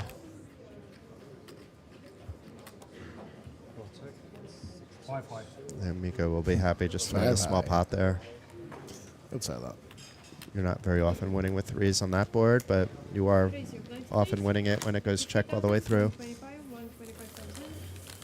Okay, blinds have gone up, 50,000, 125,000. So action getting heavier. There's still a big blind ante heads up. Yeah, that's unusual. Some places do it, some don't. It should be standardized at some stage, but there are a lot of things that happen in the UK that are actually not TDA compliant, that are just normal out there. Like you're not even using antes in Potluck in Omaha when I introduced it for the first time. Yeah, I remember. Players enjoyed it, but there were a few that really said, you know, can you do it next time without antes? It was about 50-50, so it was just easier. The players that wanted antes were okay playing without antes, but the other way around, they would have played anyway, but I want to make players happy, so we have accommodated going forward in our ante process and our UK events, but it's trying to, it just works sometimes. But Teresa's a big believer in TDA. Okay. So everything's by the book.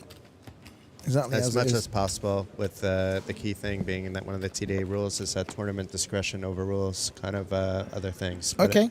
But it shouldn't be about, to me, it shouldn't be about basic stuff, about how much the ante is. A player should be able to walk into any casino in the world that's offering poker, especially when it's no limit hold'em. Yep. And know exactly what they're getting themselves into. What they're walking into, exactly, yeah. That they're not all of a sudden deep run and the rules are being changed on them compared to what they're used to.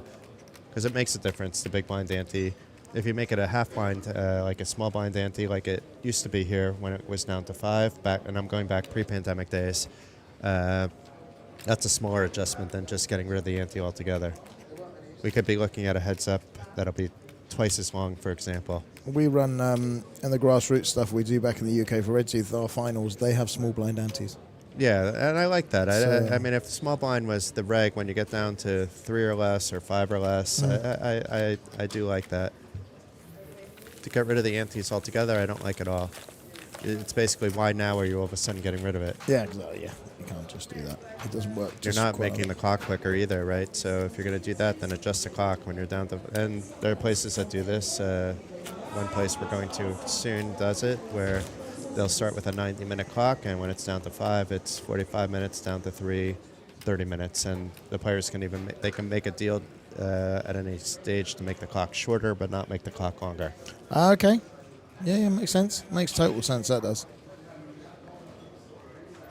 But then once again, you run into, should we, as, standing members in the poker industry say, guys, let's, standardize this and make it a little bit easier for everybody.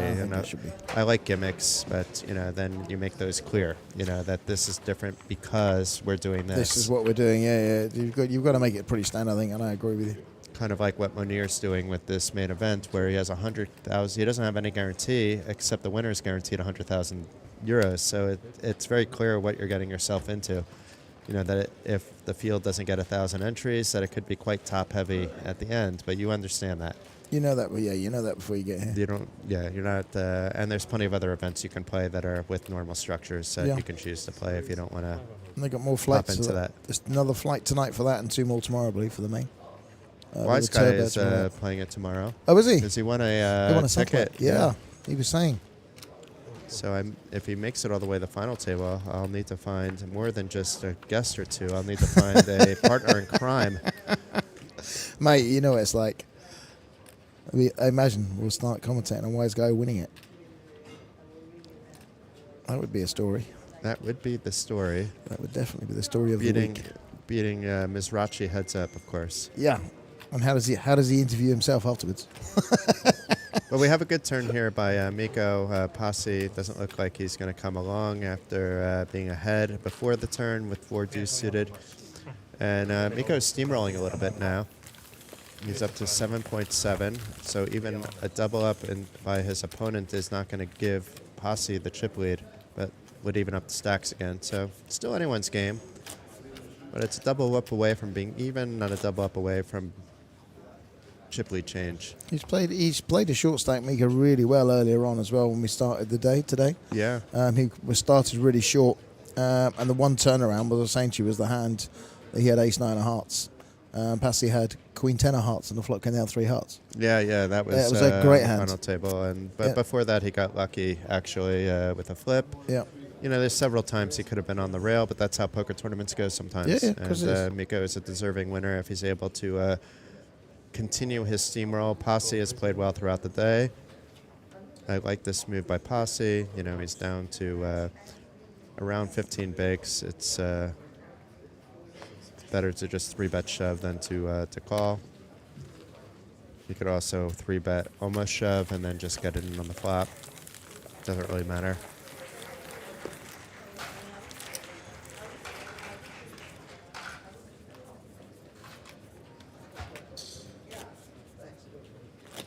It's a good play from what we're watching. I mean, I know these guys are legends and they play deep stacks and they play quite big stake poker. There's some of these guys all the time, so they're used to playing this sort of standard. Yeah. I look at a lot of final tables and I commentate, and I'm just immediately like, yeah, if I was on that one, I would be holding my own. And I looked at and this was even, I said it after Rupe and Cilliander were on the rail, and I said those 2 guys I really kind of would be very careful around. Yeah. That this is not the final table for me. Yeah, I'm not sure I would have held my own on this table either. On the other hand, if I'm able to see what cards they have like I am now, then... That would be amazing, wouldn't it? And if I can't win it then there's something wrong. Then you do have a problem. Yeah. I have a bigger problem than the fact that I won it. Because I'm too honest of a person not to admit what I did. And I would never obviously do that to begin with. To be clear to those that don't know my sense of humor, I'm a very ethical, actually, person. You're actually one of the most ethical people I've ever met, Jason. I've always said that. At least in this industry, because this industry is, you have people like Teresa and Krister, who was head of poker here, who are, 2 of the most ethical people I know. Olivier as well, who runs things. He wants to make sure things are run fair and smooth. Yep. I'm not a unicorn in that way, I would say, but I wish there were more of us. You certainly are in this industry, that's for sure. You make sure. I have to make compromises all the time, though. 1.9 deuce. Ooh, a straight coming out of nowhere from that top pair, but also Posse now getting some relief with a chop pot. Yeah. Unless Mikko just jams it and Posse says he's only doing this with the 7, but Posse's calling any bet, to be fair. Yeah. Not even thinking about it this time. And 62,500 profit. That's going to go a long way, Posse. Don't spend it all in one place. Now, if it was in cash, then yeah, definitely don't spend it all in one place. Yeah, correct. Unless you're getting a discount on a high-performance vehicle, then definitely spend it right now. I agree. So talking about cash, are you streaming a cash game? Is there a cash game coming? Tomorrow night there'll be a cash game. As Wise Guy was explaining earlier, it's scheduled to be going live at 6:30. But when you're dealing with high-stakes cash games and people that are here to enjoy the no-filter atmosphere, I won't be surprised if that starts a little bit late. Yep. So I'm going to do about an hour of it, I believe, if it does start on time. Because Wise Guy is going to play the main event. Sure. And then after Wise Guy bags his stack, he'll probably relieve me, and I'll pop in and out depending on other things. Sure. Have they got any confirmed names for this cash game out or not? Do you know? I don't want to share anything until I want to hear from the player's mouth. You know how I am. Yeah. Or hear from Teresa's mouth that these players told me that they're confirmed, then I'm more than comfortable. But I've only heard rumors. Okay. There's a lot of big players here. That's for sure. I can tell you that what they have planned in terms of people should be entertaining. Okay. But it could turn out to be just a pure, let's say, clinic in how to play poker as well. So either way, I would tune in. You know, when you're dealing with these stakes, 25, 50 and higher, you get sometimes businessmen to join the field to do the mix, but sometimes you just get a bunch of, you know, who's who on the poker table, and the guy that's the fish doesn't realize the fish because normally he's the shark at the table, right? So it can go all sorts of ways. Could be fun watch. And it sometimes just takes one person in the lineup to change the entire dynamic. It'd be a fun watch. You know, an example of that is a guy like Kyan Mokri, you know, who's been busy lately with the heads-up matches with Monarch, and before that, you know, he would be on a lot of cash game streams. I've done commentating with him, and when he gets bored, he just says, "You guys are too boring. I'm leaving. I tried to live ended up." He's done that twice. Really? And just left. Up or down, it didn't matter to him. He was there to have fun. He just wants to have a laugh. But he's a bit like Krister, where he can put max pressure on people, so he knows exactly what he's doing. You know, and even though he's having fun doing it, but he wants to have fun. You know? Wants to enjoy. So that's why it works out well with this Monarch guy, that they have this rivalry, but they're both having fun with it. Yeah, Kyan's a character in a good way. I've never met Kyan. I'm sure you will in the coming times. Future time at some point. Yeah. Oh, brilliant. Posse finding a spot to chip up. It's okay to get a fold there. He wouldn't have minded a call. He would have minded a call under certain circumstances, of course, but not from like a king-queen.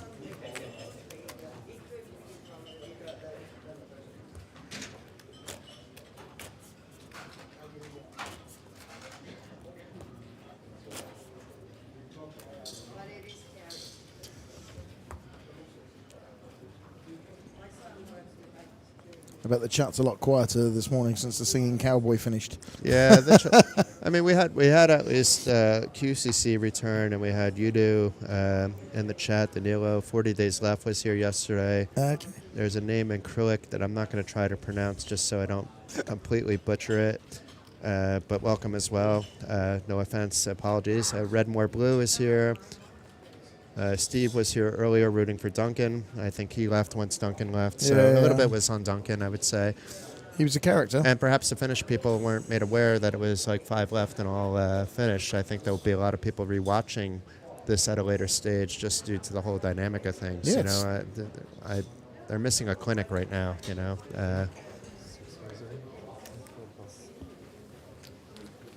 But we also have a bunch of viewers. It's not just on the YouTube channel that we're just checking out the chat. It's in other channels as well.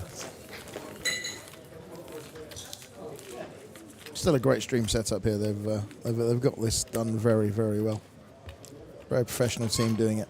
Yeah, I mean, you have Edgar, who has like a ton of TV production experience. Yep. I remember the first time meeting him and how impressed I was with the setup out in the hallway. And I did some testing with him. Initially, we had to develop the chemistry, but we have a common, let's say, professional respect for each other. I really admire what he does here. Yeah, they have perfected it, that's for sure. Oh. Oh, wow. This should be a call by Miko. We will see. Because he did open up. And Posse should have some 3-bets that are lighter than that king-queen for sure, but he may opt to fold. If it was a little bit less, it's an easy call, actually, but I just don't see him getting a fold here. Yeah, there we go. Does call. So Posse marginally ahead with ace-3 to king-queen. Perhaps the clubs will come into play, too. Is suited. But it's more or less a coin flip at this stage with ace-3 slightly ahead. Oh my! in the window. So both players hitting a piece, a club backdoor, but in the window, Mikko with the top pair pulling ahead now, a 3-1 favorite. And the 2 of hearts on the turn ruins any dreams of a flush draw. So it's a 3 or an ace, or it is all over, baby. And it's a 7 of diamonds. The king queen holds. We have a winner. Congratulations to Mikko Yalimaki Posse, who came in as the chip leader. Wow, did well with the deal. He's still smiling. You know, he knows that this hand could have gone either way. He wins this hand. He actually had the chip lead. And we would have continued on for a little bit more. Wow. But Congrats, amazing ending. Mikko. Oh, Jason, well, what a finish. That's great. 2 good players. Well deserved. And Mikko making a name for himself. I mean, Mikko's been around for a while as well. I was surprised to see that he was sub 400,000 on Hendema before today. Okay. Being experienced. But this is the year of Mikko, I guess. He's won the biggest ever 555. And now he's won the inaugural 3,500 Legends game here at the No Filter Poker Series. So, I mean, that is something. It's a big buy-in with big Legends, a big buy-in as well. It's huge. If you look at this final table, it was one of the scariest ones I've, there was 1 or 2 spots where I wouldn't be scared at all. But, when you looked at that final 5, and it was ridiculous. So we have Linka taking the winner photos. I want to thank you all for tuning in. Another congratulations for Mikko. Thank you to Andreas for holding down the fort. And thank you to Glenn for joining for the tail end and the beginning. You are more than welcome. It's been my pleasure. And I will catch up with you a little bit later on, Jason. Well done to Mikko. I'm going to go and do some media duties, as we all have to now, and enjoy the rest of the day. Sounds sexy, doesn't it? Yeah. Yes. Well, media duties. Thank you very much. Yeah, and thank you to everybody once again. This is Jason Glatzer and Glenn Brown here at the No Filter Poker Series. You just witnessed Mikko Yalimaki win the biggest buy-in. Well, no, we have a 5K today, but the 3,500 Legends game. Michael Mizrachi, Paul Mizrachi, Scotty Nguyen, Juha Helppi. We can go on and on, but those are the biggest of big names. Ranno Sootla, but yet it's Mikko Yalimaki who will be known as the first ever champion. Yeah. Thank you very much, and see you tomorrow. Goodbye.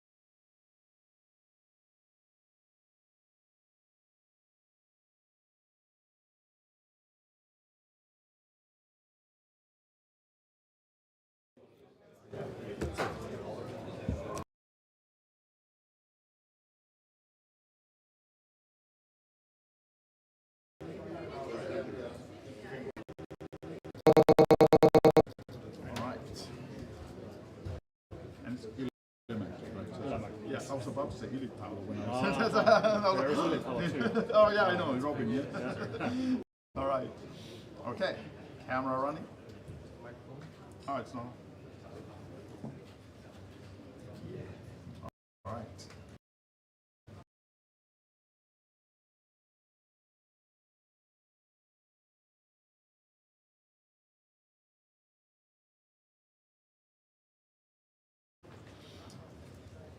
So, joined now by the winner of the Legends of the Game, Mikko Yalimaki. Congratulations on taking down this big one. What's the feeling right after this happened? I'm a little bit confused still, but I'm happy, and it was a great tournament. Yeah. And you said to me earlier you got to play with a few. Yeah, a round of applause for the winner of the Legends, Mikko Yalimaki of Finland, taking it down. And you told me earlier you got to play at least a few hands with a world champion, but now you're the champion of this tournament. Does that make you the best in the world at the moment right now? Yeah, maybe I should go to Las Vegas next year. I mean. Yeah, we send you instead of him, right? Why not? Thank you, Mikko, for talking to us, and enjoy the rest of the series. I know you're looking forward to some PLO games as well. Yeah. That's correct, yeah. So they'll try to beat you in your bread and butter game as well then. Okay, enjoy the winnings, enjoy the trophy, and thank you again. And all the one in the room, please another round of applause for the winner of the Legends of the Game, Mikko Ylimäki of Finland. Thank you.